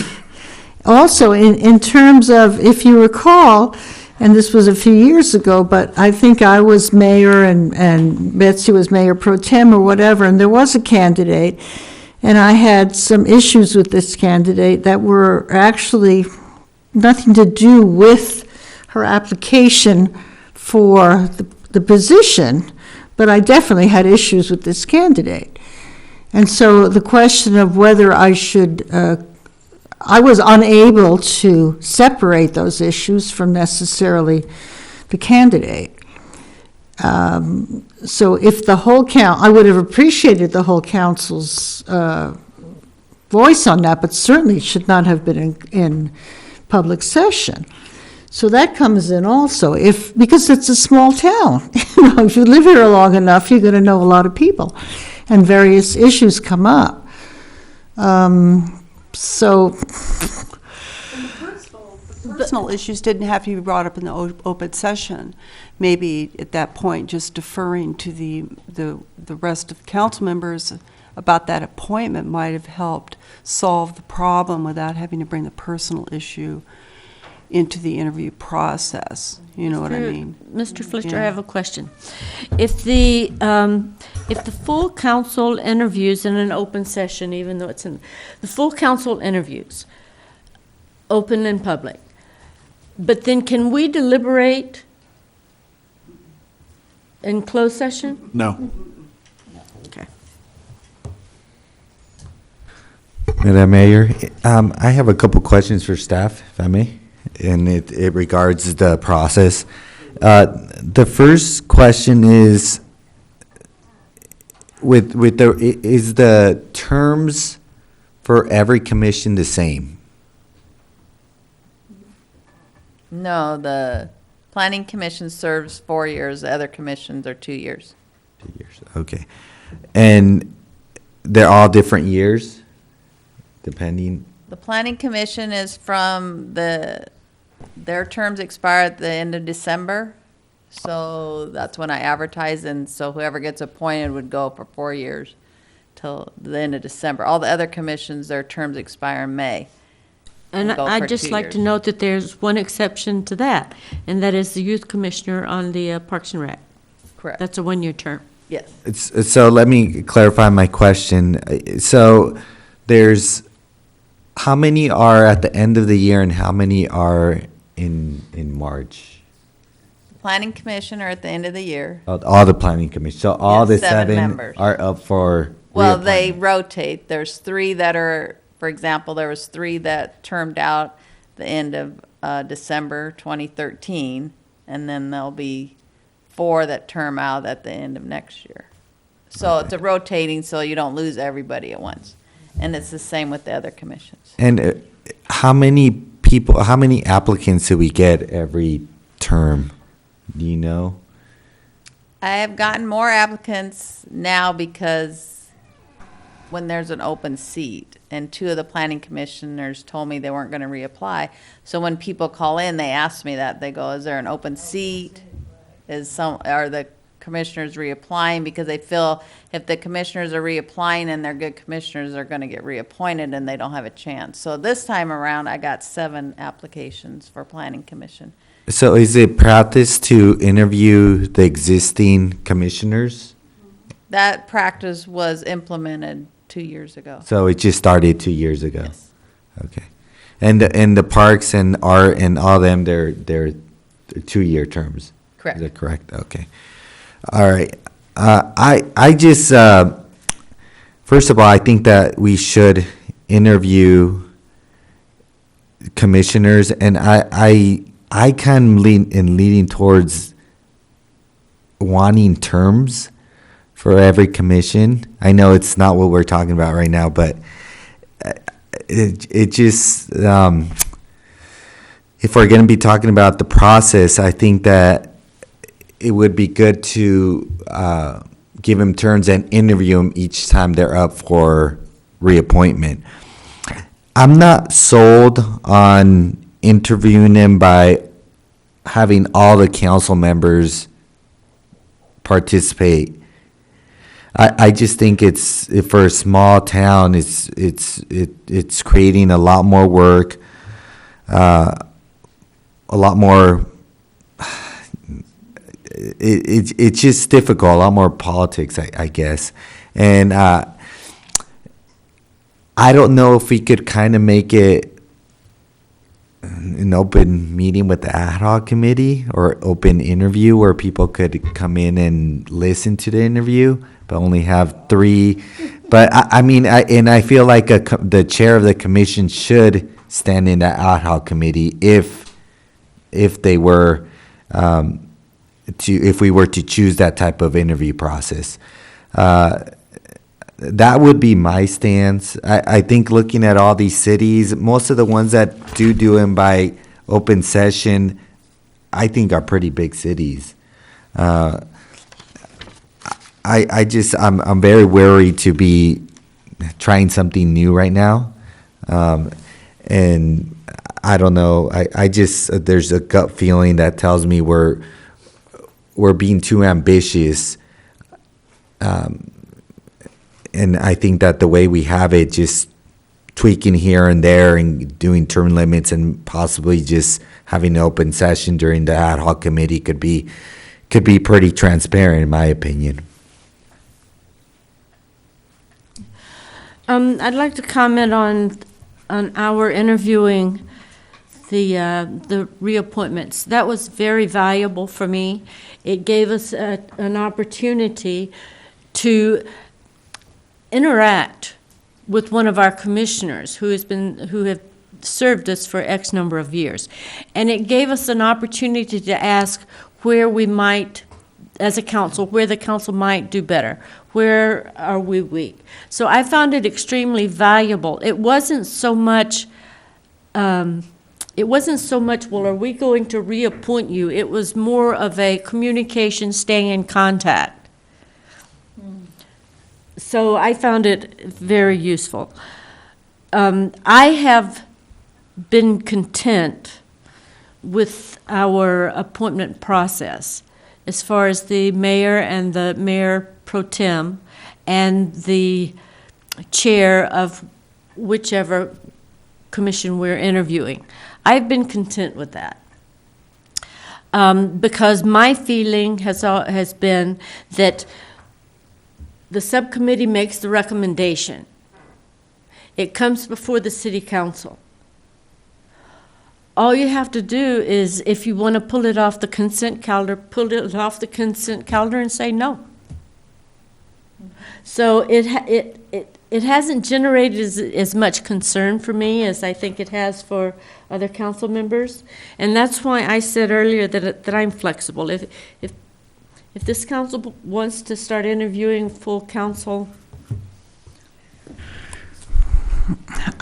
I'm in agreement with Mayor Strobel. I think what we have as far as 2 council members, mayor or mayor pro tem, or wherever there's an opening, other two council members, whether it's the mayor or the mayor pro tem, it could be, as far as I'm concerned, any one of the 5, but 2.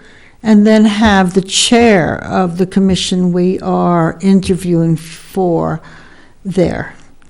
I think that works very well. And the only suggestion I would perceive to change it would be it doesn't necessarily have to be the mayor or mayor pro tem. It could be any 2 council members if the mayor and mayor pro tem do not want to do it or whatever.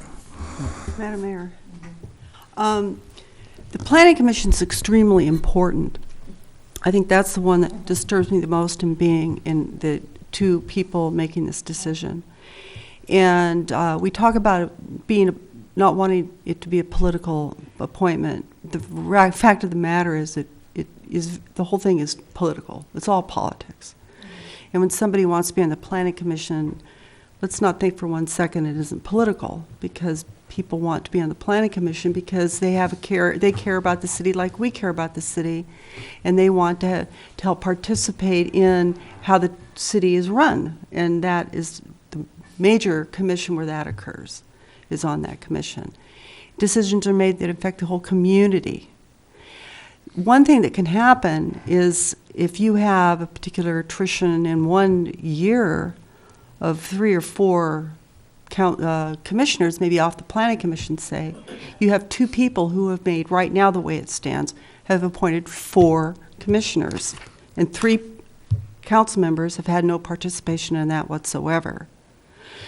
And when we discussed earlier people's concern about it being each council member making an appointment and saying that's too politically charged, if you have an attrition of 4 commissioners off of the planning commission and 2 off of whatever, and some years there's more than others, you have 2 people making that decision and 3 people within the council that have not participating. So if we want to keep it the same way as it is today, I think rotating within the council itself, say 2 people this time, 2 people that time, 2 people that time, that way you're at least spreading it out where you're not having it be the same people every time. Because it does, and people, I've been very honest about this, I don't like that it goes on behind closed doors. I'm uncomfortable with that, and it does go on behind closed doors. Because the reality is, when it gets to the council, it's put in a consent item. The only way that it can be discussed is if you pull it, and then you're pulling something, and now you've got it real public at that point. And because it was pulled this last time, there were people whose feelings were hurt because they were under the impression after the interview process that they were appointed, and that final vote hadn't even occurred yet. So there was tremendous, hurt feelings that way. And these are people who were asked to make very important decisions that may not ever come to us. These people need to be ready to be in front of a camera. They need to be ready to make decisions that are very important. And this is a public position. And that's why I feel very strongly it should be in the public. And whatever council chooses, of course, is what it's all about. But I personally don't think that it's the best way for us to do it. And I do see through these cities, there are small cities. Some of these are littler cities, some are bigger cities. But I looked at this and went, okay, 17, purely the majority of cities have chosen this method to do it, probably for transparency. And so I strongly feel that it should be changed to an open process, but if council, my colleagues don't agree, then that's democracy. Well, I'd like to respond to Councilmember Clapp, and that is, of the 5 council members, Councilmember Clapp has the strongest feeling on this issue. That's just my observation. And I want to respect that feeling. So my position is, if this full council wants to try for a trial period, interviews with full council, let's do it. So,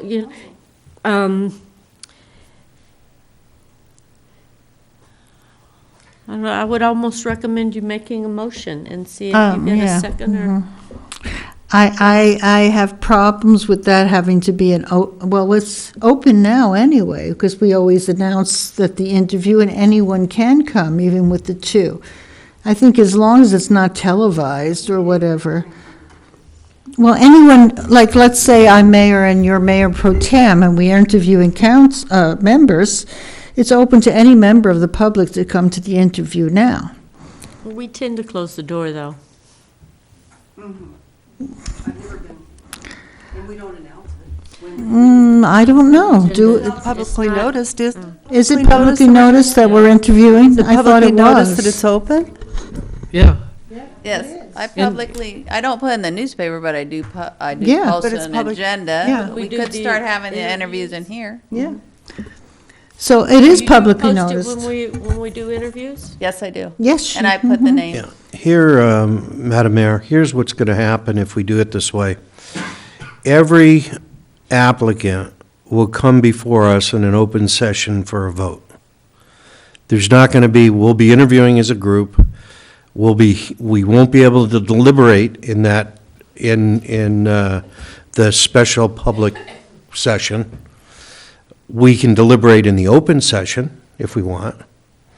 But every single candidate that we interview will be coming before us for a vote, and we will be voting until we get it down to the number of people that we have the openings for. So if we have 6 candidates, we will have several ballots to get it to one opening.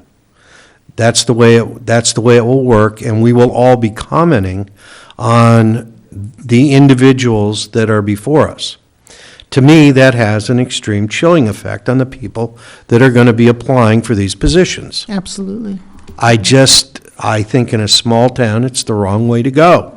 And if we make a mistake in the process that we're doing now, so be it. We'll find out about the mistake. Everybody serves at our pleasure.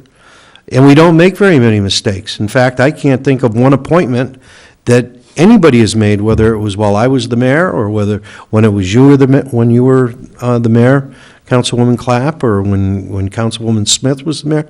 I don't know one appointment that I disagree with once we've seen them in action on the commission.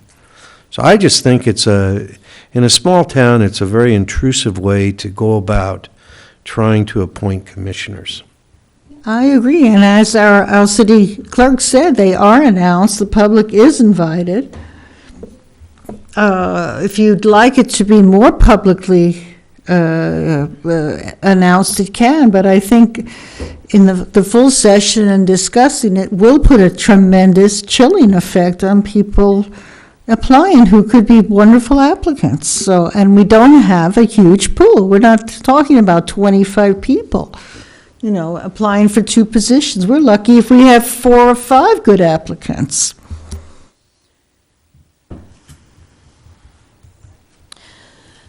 This is just one of my self-observations. When we're looking at applicants, when we're interviewing people, I am not looking for someone who agrees with me. That does not broaden my horizon. It does not help me evolve in my thinking. And so I would be apt to appoint someone that might be contentious. It makes no difference to me whether I like them or not. It's a different point of view. It's a different perception, and that, for me, is the way you grow. That's to only appoint people who agree with you, as far as I'm concerned, is to hold it. Is a way to become stagnant, and I oppose that. Madam Mayor, Remember I said this is- are you implying that I am only going to appoint somebody who agrees with me? I'm not implying anything about you. Listen closely. Well, you were I looking said at this me, is- that's why I was wondering, why? I said this is a personal observation.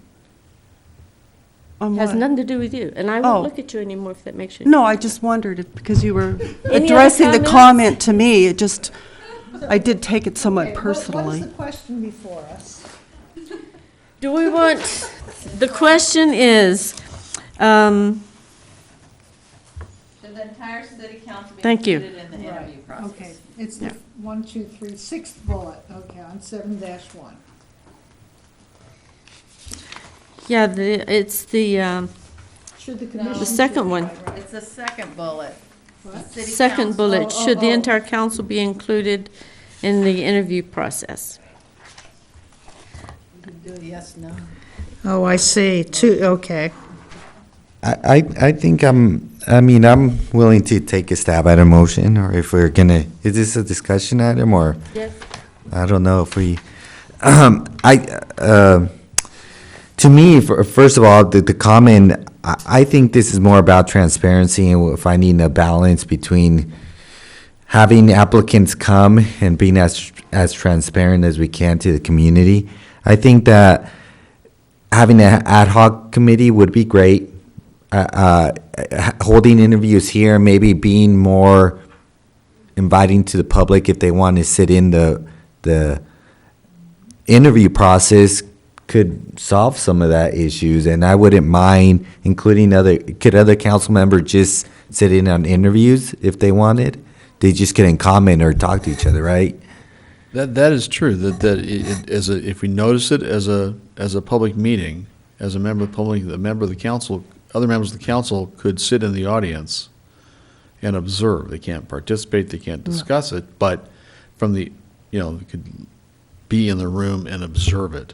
It's rare to do that with committee meetings, but since it's a noticed public meeting, there's no opposition to the attendance. And deliberation, it doesn't go behind closed doors, it happens right then and there? That has to be done publicly. Publicly.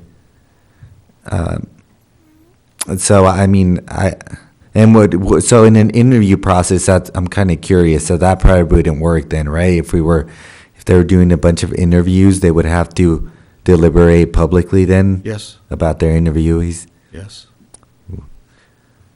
That's pretty tough. We're getting at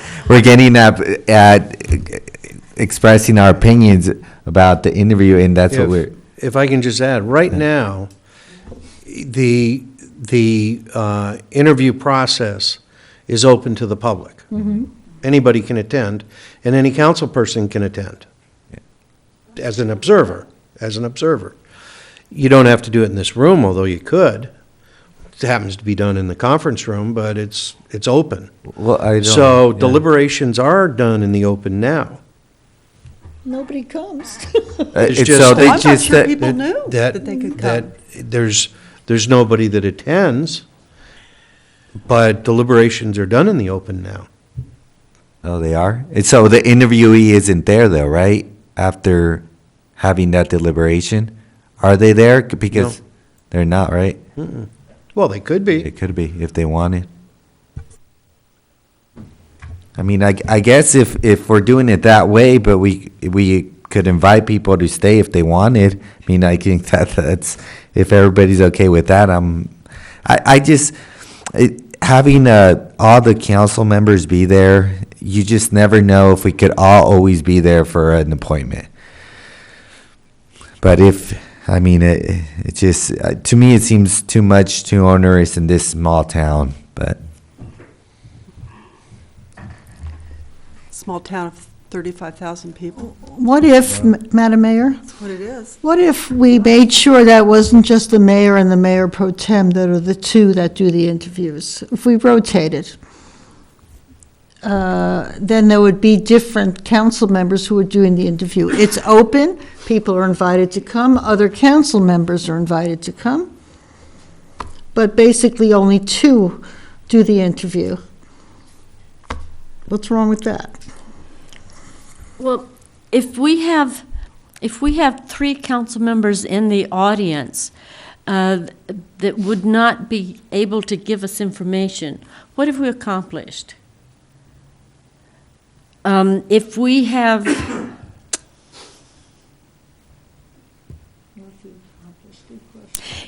have an open session, but the council feels restricted in what they might say in deliberations, then what have we accomplished? What we're doing right now is we have two members of the council interviewing. I'm suggesting we rotate the 2 members rather than just be the mayor and mayor pro tem. The other council are welcome to sit in the audience along with members of the public. And perhaps I've never showed up for any of them because I didn't know, I don't know. I could have showed up. Maybe we have to advertise more that anybody's welcome to show up for the interviews. It's an open process. I have another question. Are there 2 members of this council who would like to serve on the appointments committee?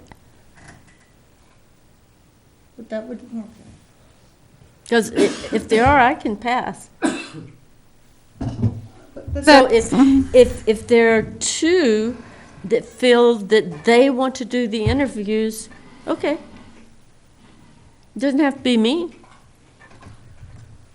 Well, that's no different than saying the mayor and mayor pro tem. We wanted to rotate. What's it, I would prefer, if you're looking for different members of the council being the people who do the interview, let's say the current opening is for planning commission, then, it would be Betsy and Carlin or something. I don't know, we could rotate that responsibility.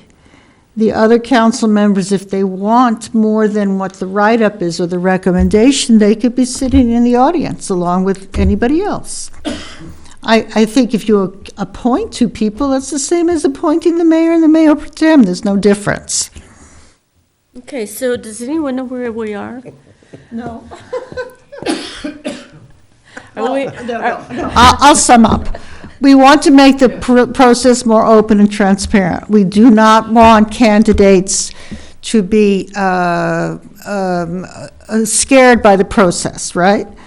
So we want to have just two, and we have to have just two, right, of the council. So let's make a rotation. In other words, if Betsy and Paul do the last interview, then it would be you and I or something. So it's not necessarily the mayor, mayor pro tem. That's the difference we're making. We perhaps publicize that other council members in the public are welcome to attend in a just attend as non-participants, okay? And then the recommendations are from the two who did the interviews. And what else? And anybody who was there or whatever is welcome to put comments in, I would think. But I mean, otherwise we're making a huge deal with a very small pool of applicants. And right now, I think the Planning Commission is wonderful. We have terrific applicants. We have architects, we have landscapers, we have people who are in the field. And believe me, when I started going to Planning Commission meetings, it was nothing like that. So I don't think we should, I think we have a pretty good process right now, and we may want to refine it, but let's not throw it out. Okay, the process that we have been using for several years is the mayor pro tem, and that worked for me. Yeah. But that doesn't work for all of the council members, or we wouldn't be having this discussion. So, do we want to continue doing what we've been doing, which has generated discussion on this agenda, or do we want to go ahead and say that our interviews will be by full council? No. No. Actually, Mr. Wyrick and Ms. Golden did comment. Oh, they did, okay. Madam Mayor. I'll comment again. Okay, come on up and comment. Well, what occurs to me, it's easy to sit out here because then you get the whole thing. It's a little easier. But what occurs to me is if you want to rotate, have it be the mayor and then rotate always the mayor and one other person because you have an odd number. So that'll work right there. I think that's a great idea. You can do that. But maybe I wasn't clear in what I said before. If at an open meeting, you agendize and talk to each other about what it is you're looking for, you all have participated at that point because you have to trust that whoever those two people are that are doing that interview for the whole city council is going to pay attention to what it is you're looking for in that next person to serve on the planning commission. So that add in that you will have in an open meeting a conversation with each other about what it is you're looking for. Every one of you can say, I'm looking for this. I want you to ask this question. And it's up to the two people who are doing that interviewing to be true to that. That's what I'm going to do. And I'm going to share it with whichever two it is it turns out are going to be interviewing for Art Commission. I'm going to share with you what it is the Art Commission wants. And I hope that you'll share with me what it is that you want. What are you looking for? You all are part of that, and you all comes back and you all have a vote. I just think it's a no-brainer, and I think the word you're looking for is if you change it to make it all of you, it will be intimidating. It's already going to be intimidating that it's become so public. And that's okay, because those of us that do this have to get used to being on camera and, doing what we do. So that's okay. It can be a little intimidating, but I think, okay, is that enough? Did I say enough? Thank you. Making sense? Okay. And I'll just mention Mr. Wyrick's part of his comments, and that was perhaps you can come on up, perhaps a separate committee. Well, I have to tell you that I'm not interested in that. Okay. I want to have my fingers in the pie. Wise words. I concur with what you just heard. I think those are very wise words. If you rotate the membership, maybe with the mayor being the one person with another person, and then you have the meeting about what we're looking for, and you delegate the execution of that responsibility to that rotating group of two. I think that's a great idea. And do you agree that there should be the chair of the commission that we are interviewing for should be in attendance? Participating, absolutely. Yes, okay. And At that, I'm ready to make a motion. So we can. Any other comments before? All right, go Okay. with the motion.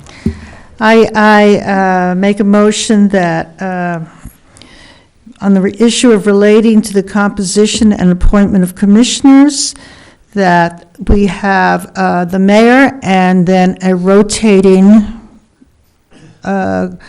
basis, rotating base of the other four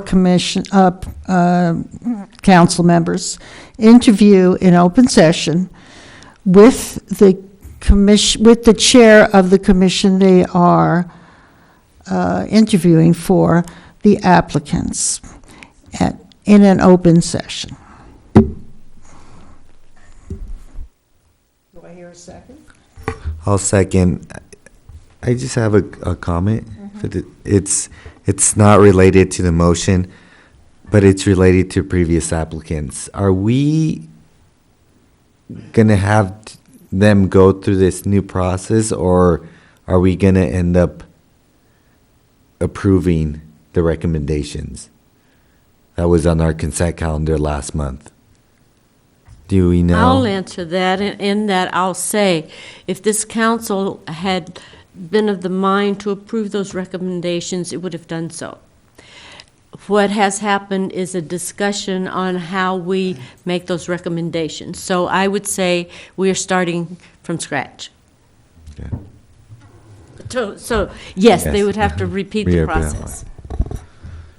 As further discussion, Madam Mayor, I would just like to add to that motion that prior to at the time that the interview, second person is going to be selected, that during on an agendized matter, each of the council members voice an opinion as to, if they have one, as to what specifically we're looking for on that commission, as Ms. Golden indicated.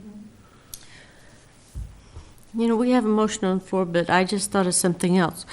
What if we placed appointments under discussion and took a roll call vote on each proposed appointee? I'm sorry, on each, On, You mean each applicant, not appointee? Is that what you meant? well, no, I meant, what we've done in the past is the council has made, well, I don't know. I think your question was could we open up the vote to other than the recommendations of the committee? One question point I was going to ask is, nothing stops under the rules a council member from nominating somebody else. The nominating committee makes the primary nominations. You can still accept nominations from anybody else on the council if the issue is getting more names before the council. Again, that's something you could choose to do on a case-by-case basis. Nothing stops a council member from nominating somebody else, unless you want to have your rules to, nominations may only come through a nominating committee, but that's not really your rule. We have a motion on the floor, and I apologize, I got sidetracked there. Yeah, Would you remind me of the main points of the What I'm suggesting is that when there comes time to interview for an open commission, that the mayor is definitely the one who will do the interview, along with a rotation of the city council. So if it was Carol Smith one time, then it will be Severo, et cetera. So we, all four of us, get that chance. Plus, we always have in the room also the chair of the commission that we are interviewing for. I think that's a terrific idea that we added 2 years ago and should be maintained. The session is open. We will advertise that it is open. Anyone is willing to come, including the other council members who are not on the twosome that are interviewing it. At that point, then the recommendation would be made if there's 3 applicants for one position, would be made to the whole council, and that the procedure at that point would be as it is now. So what we're really changing is we're trying to make it a little more open, perhaps by advertising a little more that anyone is welcome to come, and also that we're rotating who the second council member would be other than the mayor. So it would not always be the mayor and mayor pro tem, because there'll be some years when you may have 3 or 4, and some years you won't have any. So this will make it more inclusive, and that's the main change. Do you see any problem with that? Madam Mayor, one of the questions is, do you want to specify how that rotation is set? The mayor simply selects the second person. I'd recommend that the mayor shall select the second person. They can select, but it's on a only rotating once, basis. right. That's fine. Okay, I know we have a motion on the floor, but I want to talk some more. And that is, we're not wedded to the idea of the mayor being, I'm not wedded to the idea of the mayor being on the subcommittee. So if we're talking about rotation, we have Rhonda calls roll in the same order every week. Why don't we rotate that way to? I am wedded to the idea that the mayor is one of the people. Okay. Number one, the mayor generally has experience of being on council for a number of years. Okay. So, and I think it is respectful to have the mayor there.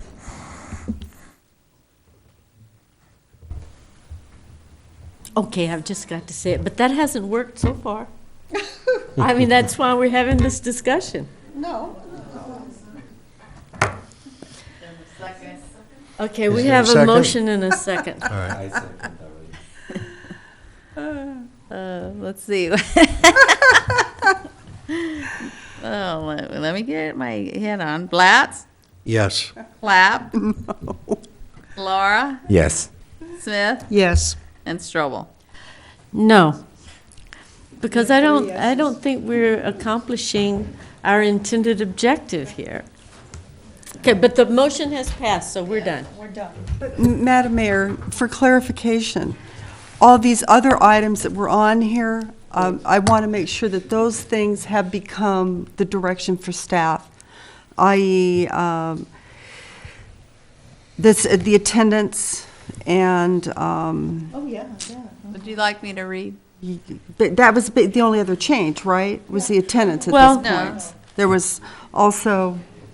Well, the number on the commission stayed at 7.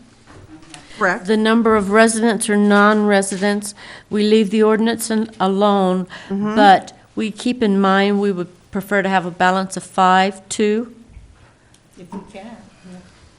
Correct. But the minimum. if we can. But the only thing we really changed is be more specific about were the attendance standards. Yes. So we have to make sure that that direction has been For given. commissions that meet once a Right. month, 3 absences per year brings it to the attention of the council. Right, and then for. the Planning commission, 6 absences or 3 Consecutive. absence, bring it to the attention of the council. Okay, right. Madam Mayor, one question. You have two choices. That can be a practice. You direct the manager to bring back to you a report on attendance. You're not asking for an ordinance that would. No. All right, so it'll be a No. practice that There's we.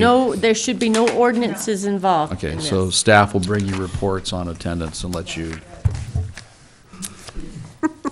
And, Point of okay, order.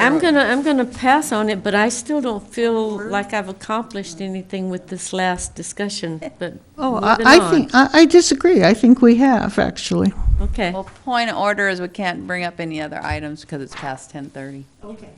So we'll have to continue the. Oh, but can we ask for an exception from this council, because the only thing left is the redevelopment agency consent calendar? I move to do Defer it. to city attorney to. Oh, That's a rule that can be waived. okay. Okay. The chair can choose to exercise waive it in the absence of an objection. Okay, I would like to continue the agenda because we only have the one item. And then I will move to approve the warrants for the redevelopment successor agency. Second. Roll call. Blatz? Yes. Platt? Yes. Laura? Yes. Smith? Yes. Strobel? Yes. Now, you might not have heard us when we convened, and you might not have heard that, but it happened. Okay. We'll reconvene as the city council. I'm going to skip any reports, except, for me, except to mention that Martin Luther King celebration Monday at Libby Bowl. We'll be presenting a proclamation. And January the 20th, Martin Luther King Day at Libby Bowl, there'll be a celebration. I'll be presenting a proclamation. Any other council members? I just want to say for the public, please get your flu shot. It's going to be a bad flu year. It's available at Public Health on Loma Vista, $15 or whatever. It's H1N1. It's a bad year. If you haven't gotten your flu shot, please do so. Thank you. Any other council members? City manager? I just wanted to publicly thank Ann McLaughlin for her work as interim. She's done it twice now, and she's really stepped in, and we've kept everything moving in spite of the change. But our new director, Kathy Wald, will be starting on the 27th, so this is probably the last meeting for Ann. All right.